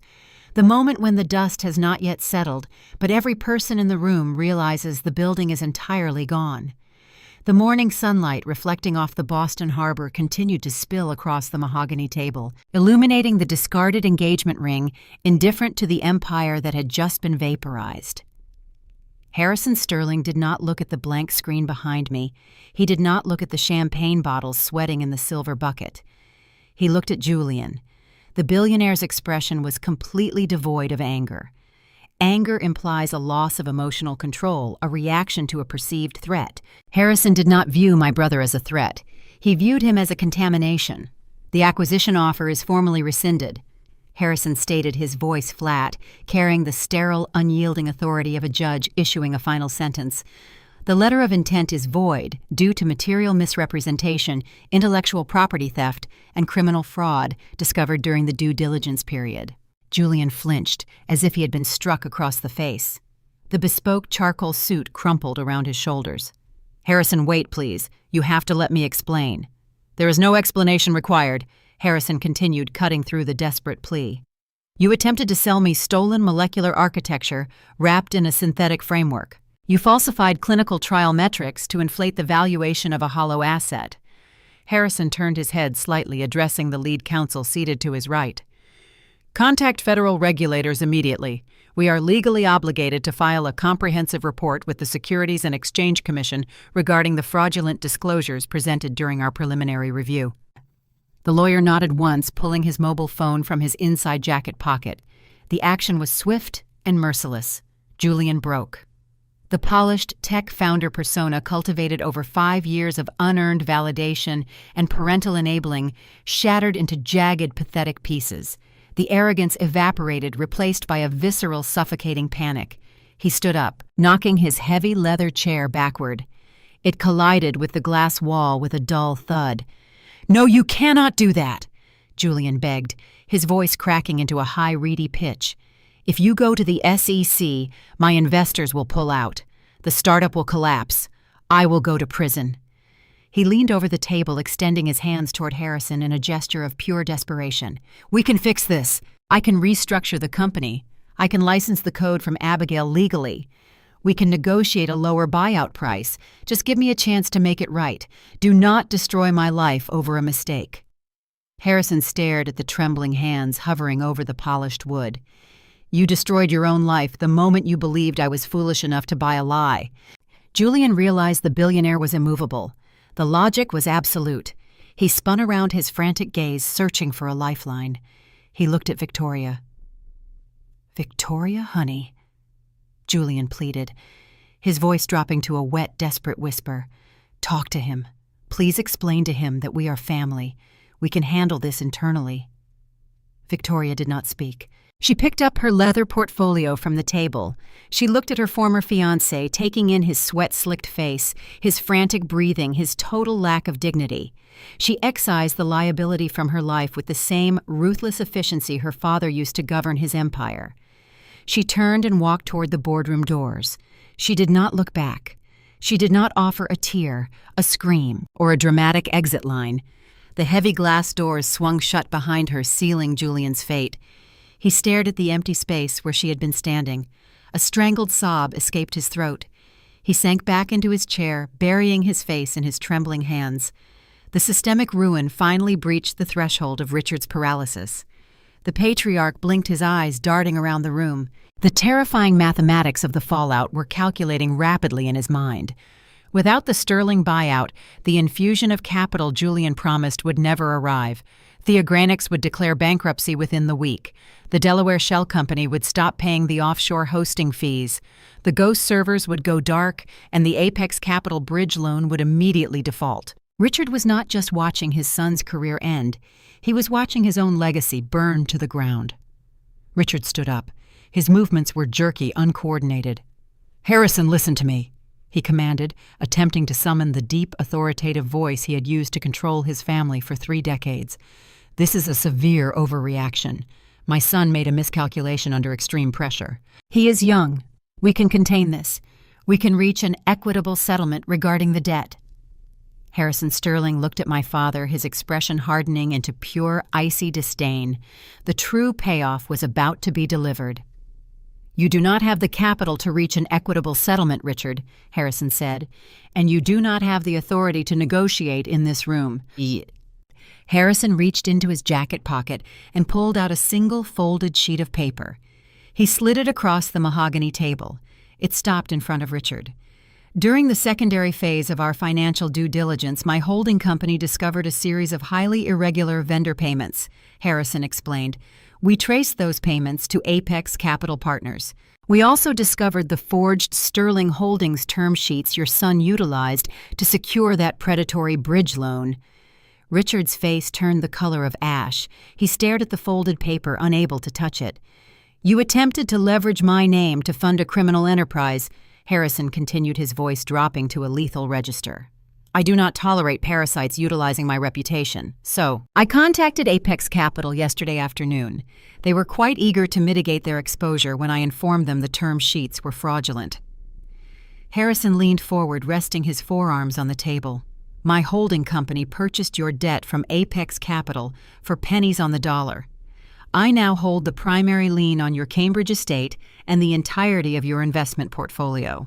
You are bankrupt, Richard. I own your legacy." Beverly let out a sharp, piercing cry, finally comprehending the totality of the devastation. The performative wealth, the country club prestige, the carefully curated image of aristocratic ease, it was all gone. They had mortgaged their reality to protect a lie, and Harrison Sterling had just foreclosed on their existence. Beverly looked at me, standing quietly in the far end of the room with my tablet tucked under my arm. Her eyes were wide, brimming with tears and a toxic, misdirected anger. "Abigail, tell them!" Beverly cried out, her voice rising in hysteria. "Tell them you made a mistake. Tell them it was a misunderstanding. How can you do this to us? How can you stand there and watch your family be destroyed?" I looked at the woman who had forged my signature, committed felony identity theft, and spent 31 years enabling a parasite while ignoring my existence. "You destroyed yourselves, Mom," I said, my voice carrying no malice, carrying only the cold truth of consequence. "You built a house out of gasoline. I just handed you the match." Harrison tapped a button on the intercom set into the table. "Security to the executive boardroom." The boardroom doors opened. 2 towering security guards stepped into the room, their dark suits matching the grim severity of the lawyers. "Escort these 3 individuals out of the building," Harrison ordered, gesturing toward the crumbling family unit at the side of the table. "Ensure they do not access any secured areas on their way down." The guards moved forward with professional efficiency. One placed a hand firmly on Julian's shoulder, hauling the broken tech founder to his feet. Julian did not resist. He stumbled forward, his eyes glazed, his spirit entirely broken. Beverly followed, weeping loudly into her hands, the facade of domestic perfection shattered beyond repair. Richard resisted for a fraction of a second. He pulled his arm away from the guard's grip, straightening his jacket in a desperate, pathetic attempt to retain a shred of dignity. He looked back at Harrison, then looked down the long mahogany table at me. The authoritarian king stripped of his kingdom, staring at the architect who had drafted his ruin. He turned and walked out the door, flanked by security. I watched them leave. I did not feel a rush of triumphant adrenaline. I did not feel the fiery satisfaction of revenge. Revenge is a chaotic emotional burn. What I felt was clean. What I felt was the cold, structural peace of a balanced ledger. The math had finally corrected itself. The toxic liabilities had been purged. The heavy glass doors swung shut, clicking into place. The boardroom was suddenly very quiet. The lawyers returned their attention to their briefcases, packing away the unneeded contracts. Harrison remained seated at the head of the table. He picked up his mobile phone and turned his gaze toward me. The execution was over, but the final sovereign choice remained. The weeks following the boardroom execution unfolded with the predictable, unyielding velocity of a controlled demolition. When a hollow structure loses its primary support, the collapse is never quiet. It generates a tremendous amount of noise, drawing spectators from miles around to watch the dust settle over the wreckage. I monitored the fallout from the quiet sanctuary of my seaport apartment, tracking the variables as they shifted from private consequence to public spectacle. The business sections of the regional papers caught the scent of the disaster within days. The first headline dropped on a Tuesday morning. It appeared in the financial pages, detailing the sudden collapse of a highly anticipated biotech merger. Sterling Holdings cites due diligence irregularities. By Friday, the narrative had escalated from irregularities to outright criminality. The Securities and Exchange Commission formally announced a sweeping investigation into the user acquisition metrics and capital expenditures of Theogrenics. The venture capitalists who had funded Julian's initial seed round reacted with the panicked speed of rats fleeing a submerged hull. They filed civil suits to recoup their investments, simultaneously issuing press releases to distance themselves from the disgraced founder. Without the influx of Harrison Sterling's capital, Theogrenix filed for Chapter 7 bankruptcy. The ghost servers went dark. The synthetic patient traffic stopped flowing. The empty shell of the company crumpled under the weight of its own operational debt. Julian was indicted on federal charges of wire fraud and investor deception. The polished tech founder, the golden child who had commanded the head of the dining room table, was stripped of his bespoke armor. He was required to surrender his passport to a federal judge, ensuring he could not flee the jurisdiction. The authorities also froze his personal assets pending the investigation. During the asset seizure, federal marshals confiscated the vintage 1952 Patek Philippe chronometer. Because the watch had been purchased using embezzled operational funds, it was classified as the fruit of a criminal enterprise. The timepiece Julian had tapped so arrogantly during our family dinner, the symbol of his fabricated success, was locked inside an evidence locker. The media published a photograph of him leaving the federal courthouse. He looked haggard, his designer suit hanging loosely on his frame, his eyes cast downward to avoid the camera lenses. The systemic rot I had exposed ensured the destruction did not stop at my brother's doorstep. The financial contagion spread upward, infecting the very foundation of the family legacy. When Harrison Sterling purchased the predatory bridge loan from Apex Capital, he did not hesitate to exercise his rights as the primary lien holder. Harrison executed the foreclosure on the Cambridge townhouse with ruthless precision. The regional bank, acting on behalf of Sterling Holdings, initiated the seizure of Richard's inherited investment portfolio. Every mutual fund, every municipal bond, every asset Richard had managed over 3 decades was liquidated to satisfy the exorbitant principal and interest of the toxic debt. The physical eviction was a spectacle of aristocratic ruin.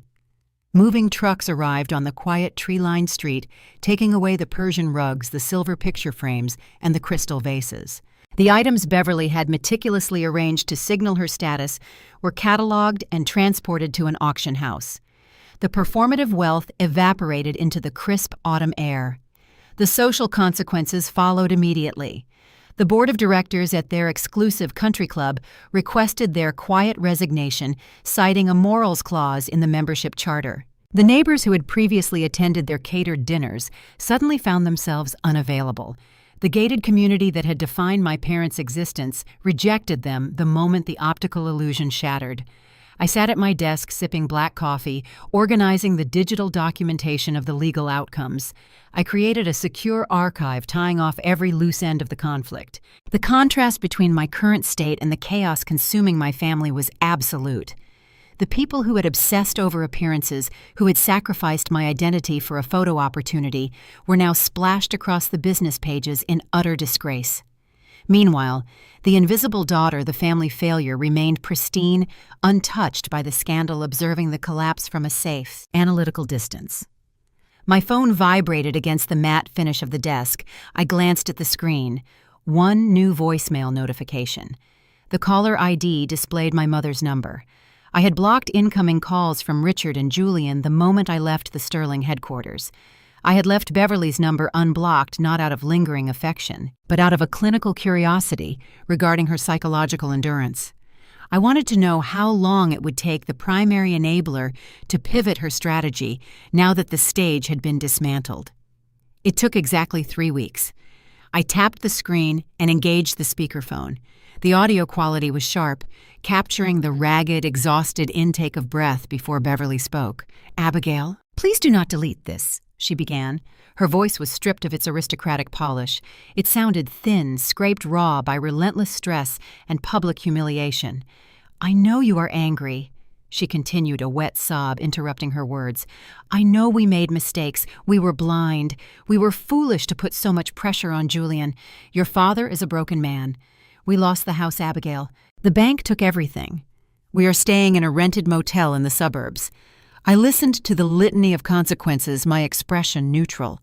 She was detailing the exact mathematical outcome I had predicted during our last phone call. "I am so sorry," she cried. "I am sorry we did not see your potential. I am sorry we let him take credit for your hard work. You are brilliant. You always were. We were just too stupid to understand it." The apology hung in the quiet air of my apartment. For 31 years, I might have craved those words. I might have wanted the people who brought me into the world to look at me and recognize my worth. But hearing the apology, now filtered through the static of a voicemail, it carried no weight. It was hollow. It was transactional.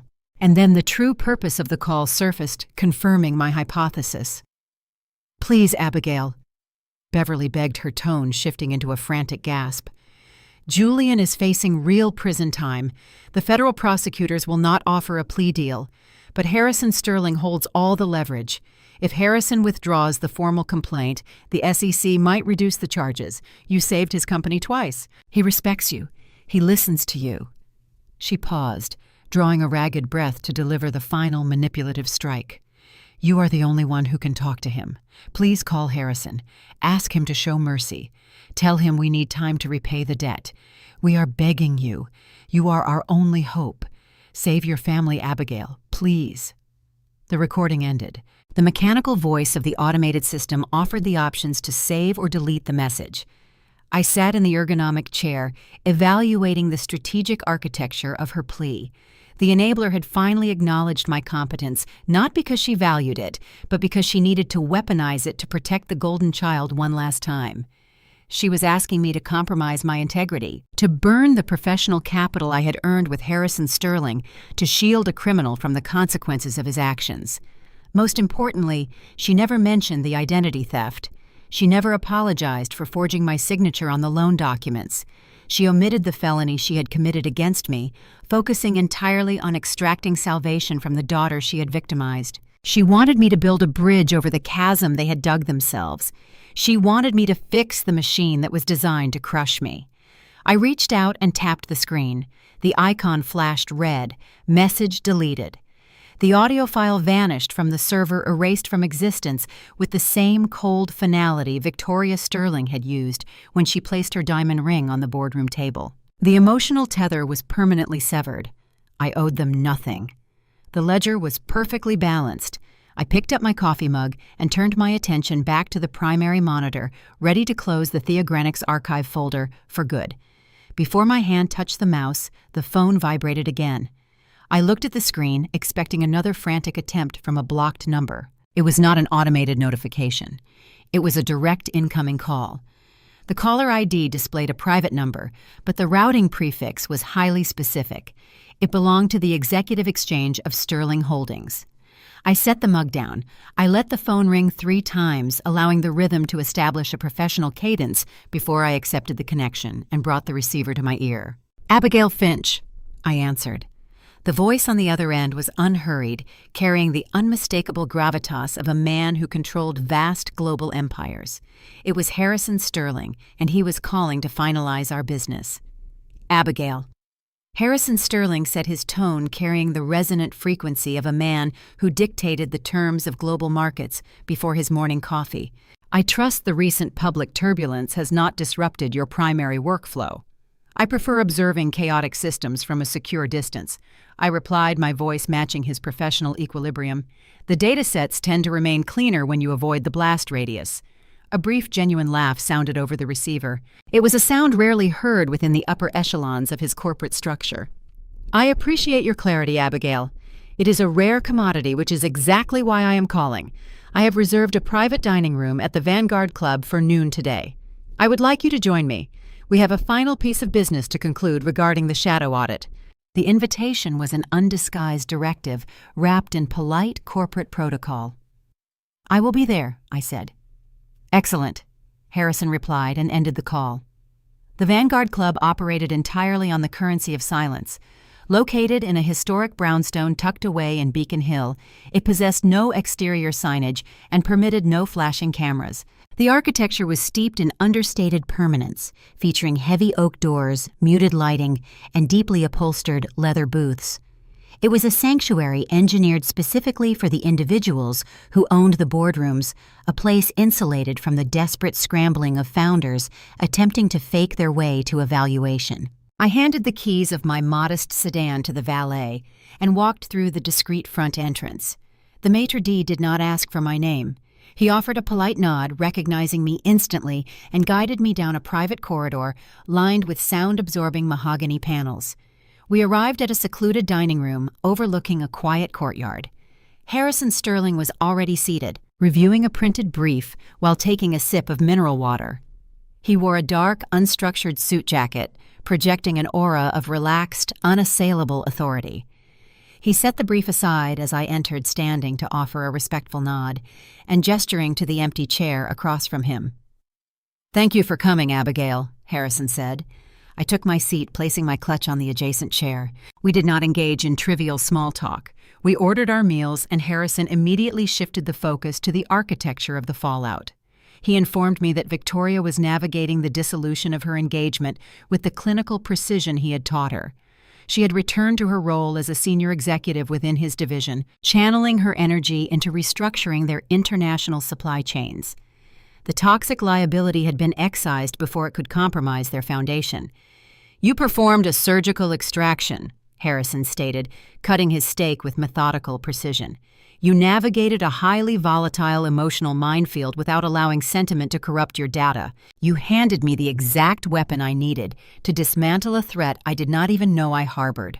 That requires a specific type of discipline, a discipline I rarely encounter even at the highest levels of my own organization." I took a sip of my water. "I simply followed the packet routing," I said. "The numbers provided the map. I just read the topography." Harrison set his knife down. He picked up a sleek, black leather folder resting beside his plate and slid it across the polished table. It stopped precisely in front of my glass. "I need someone who can read the topography on a permanent basis," he said. I looked at the folder, then up at the billionaire. "The chief information officer of my primary logistics conglomerate recently submitted his resignation." Harrison explained, his voice adopting the sharp, decisive cadence of a chief executive closing a major acquisition. "The board is currently evaluating external candidates. I am halting that search. I want you to take the position." The offer hung in the quiet air of the private dining room. I stared at the closed leather folder. Inside that portfolio rested the ultimate societal validation. It was a C-level executive title. It came with an unprecedented equity stake, a corner office overlooking the harbor, and a salary that would eclipse my previous decade of earnings in a single fiscal year. The inescapable irony of the moment washed over me. Richard and Beverly had committed felony identity theft and bankrupted themselves, all to buy their son a fraudulent audience with this exact man. Julian had stolen my intellectual property and committed federal wire fraud just to secure a fraction of the billionaire's approval. My family had destroyed themselves attempting to pick the lock on the front door of the empire, and now the emperor was sliding the keys across the table to the invisible daughter. The family failure. I did not reach for the folder. I kept my hands folded in my lap. I listened to the hum of the climate control system mapping the trajectory of the life Harrison was offering me. It was a golden ticket. It was everything my parents worshipped.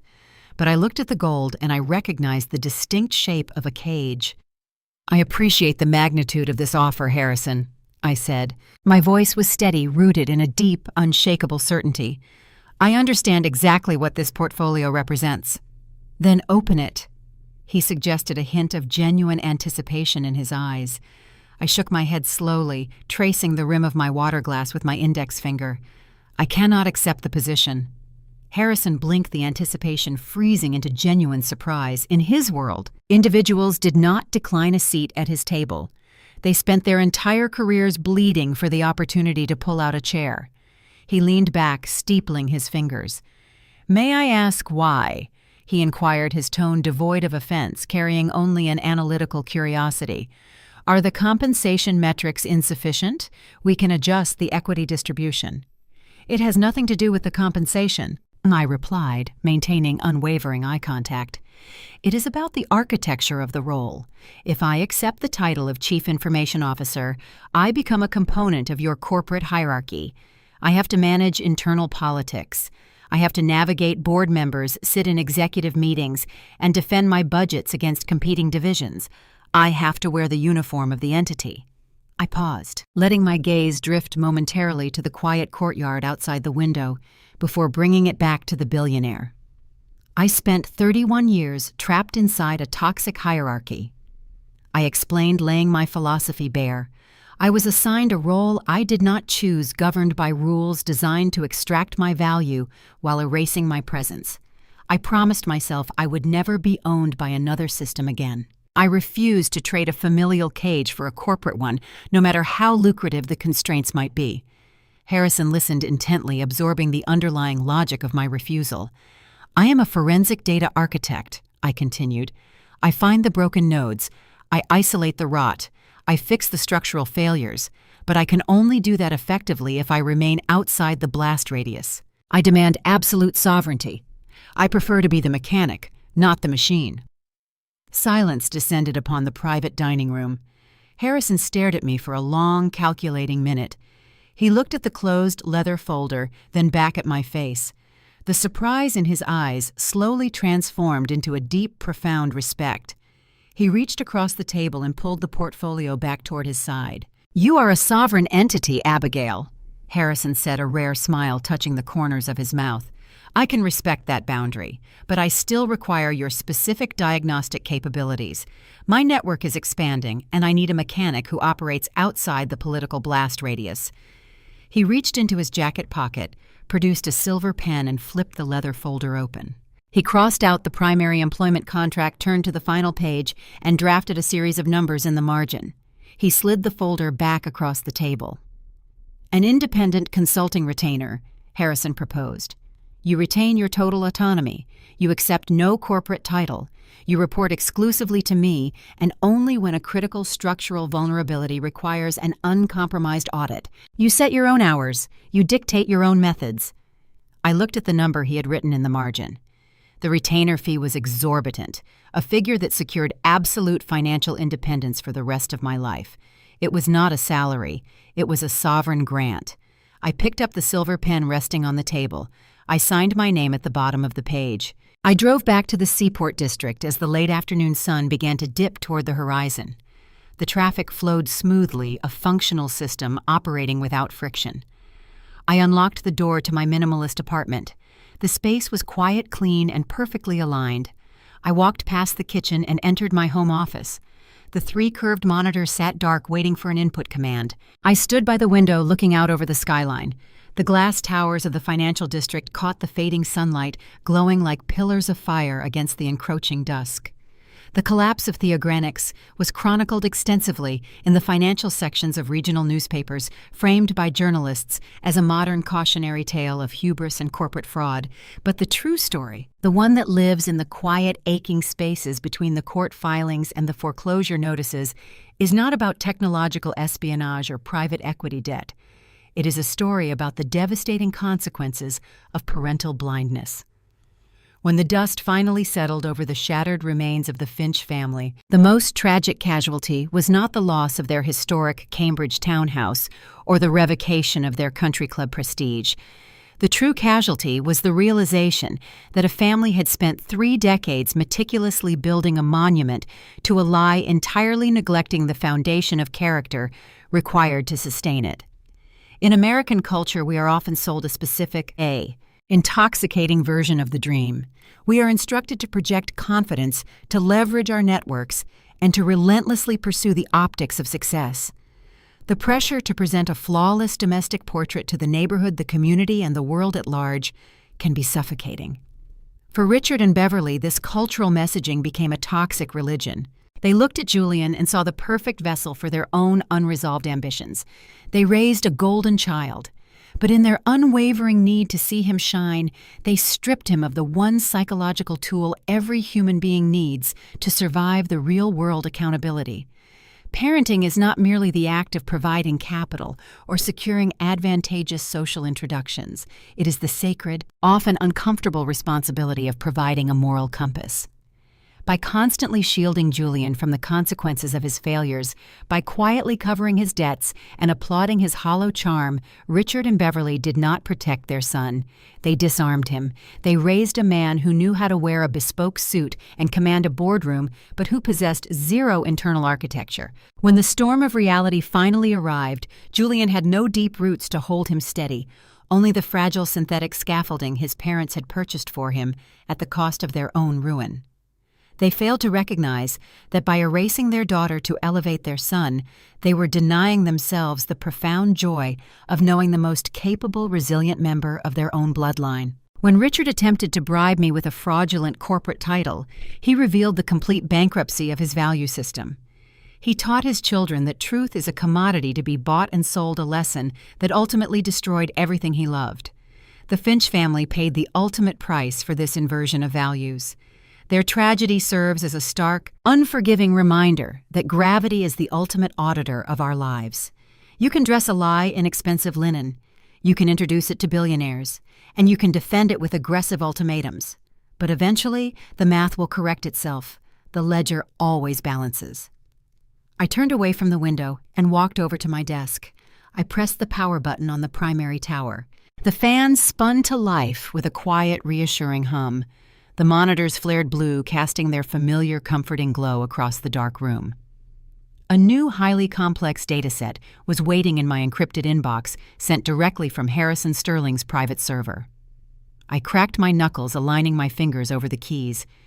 Peace is not something you inherit. It is not something you are given by the people who demand your silence. Peace is a structure you build yourself, one honest line of code at a time. Peace is earned.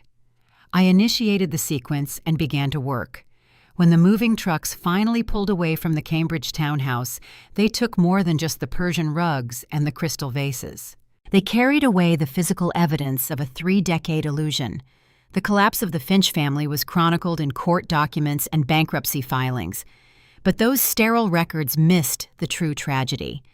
The real story does not live in the forensic data or the offshore bank routing numbers. It lives in the quiet, aching spaces between the people who were supposed to protect each other. It is a story about the profound, devastating consequences of parental blindness. In American culture, we are frequently sold an intoxicating, specific version of the dream. We are instructed to project confidence, to leverage our social networks, and to relentlessly pursue the optics of success. The pressure to present a flawless domestic portrait to the neighborhood, the country club, and the world at large can feel suffocating. For parents like Richard and Beverly, this cultural messaging morphed into a toxic religion. They looked at their children and saw instruments for their own unresolved ambitions. They decided early on that the surface was more important than the foundation. They raised a golden child in Julian, but in their unwavering, desperate need to see him shine, they stripped him of the one psychological tool every human being needs to survive the real-world accountability. Parenting is not merely the act of providing capital or securing advantageous social introductions. It is the sacred, often uncomfortable responsibility of providing a moral compass. By constantly shielding Julian from the consequences of his failures, by quietly covering his debts and applauding his hollow charm, his parents did not protect him. They disarmed him. They raised a man who knew how to wear a bespoke suit and command a boardroom, but who possessed zero internal architecture. When the storm of reality finally arrived, Julian had no deep roots to hold him steady. He only had the fragile synthetic scaffolding his parents had purchased for him at the cost of their own ruin. True family responsibility requires fairness. Fairness is a value that was glaringly absent at the Finch dining room table. A traditional family structure is often heralded as the bedrock of a stable society, providing a safe harbor in a chaotic, unpredictable world. However, that structure is only as strong as the emotional awareness of the parents steering the ship. Fairness does not mean treating every child exactly the same, but it fundamentally requires applying the same metrics of honesty, respect, and moral weight to each of them. While Julian was handed the keys to a kingdom he had not earned, Abigail was relegated to the shadows. She was the invisible daughter, the scapegoat, whose quiet brilliance was viewed not as an asset to be nurtured, but as an inconvenience to be hidden. The emotional trauma inflicted upon a child when they realize their worth is measured only by how well they serve a fabricated family narrative is a quiet, enduring violence. Abigail learned to build her own armor, retreating into the cold, predictable logic of data because the people who were supposed to protect her were too busy worshiping a mirage. The parents failed to recognize that by erasing their daughter to elevate their son, they were denying themselves the profound joy of knowing the most capable, resilient member of their own bloodline. When Richard and Beverly crossed the line into identity theft, forging a signature to leverage a trust fund, they revealed the moral bankruptcy of their value system. They taught their children that truth is a commodity to be bought and sold. They demonstrated that love is transactional and that a child is just another asset to be liquidated when the facade begins to crack. Long-term guidance for children demands that we prioritize character over credentials. We must teach them that true peace and genuine success are never handed down on a silver platter or secured through a charming smile. They are earned through quiet, unseen, and often unrewarded labor. When we reward performative arrogance while ignoring quiet competence, we signal to our children that the truth is negotiable. We teach them that a polished lie is more valuable than an unvarnished reality. Emotional awareness in parenting means having the courage to look at your children clearly.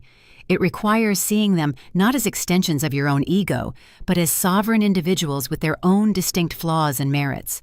It means having the fortitude to tell a son that he has failed, and that he must do the hard work of rebuilding rather than secretly mortgaging the future to buy him a fake empire.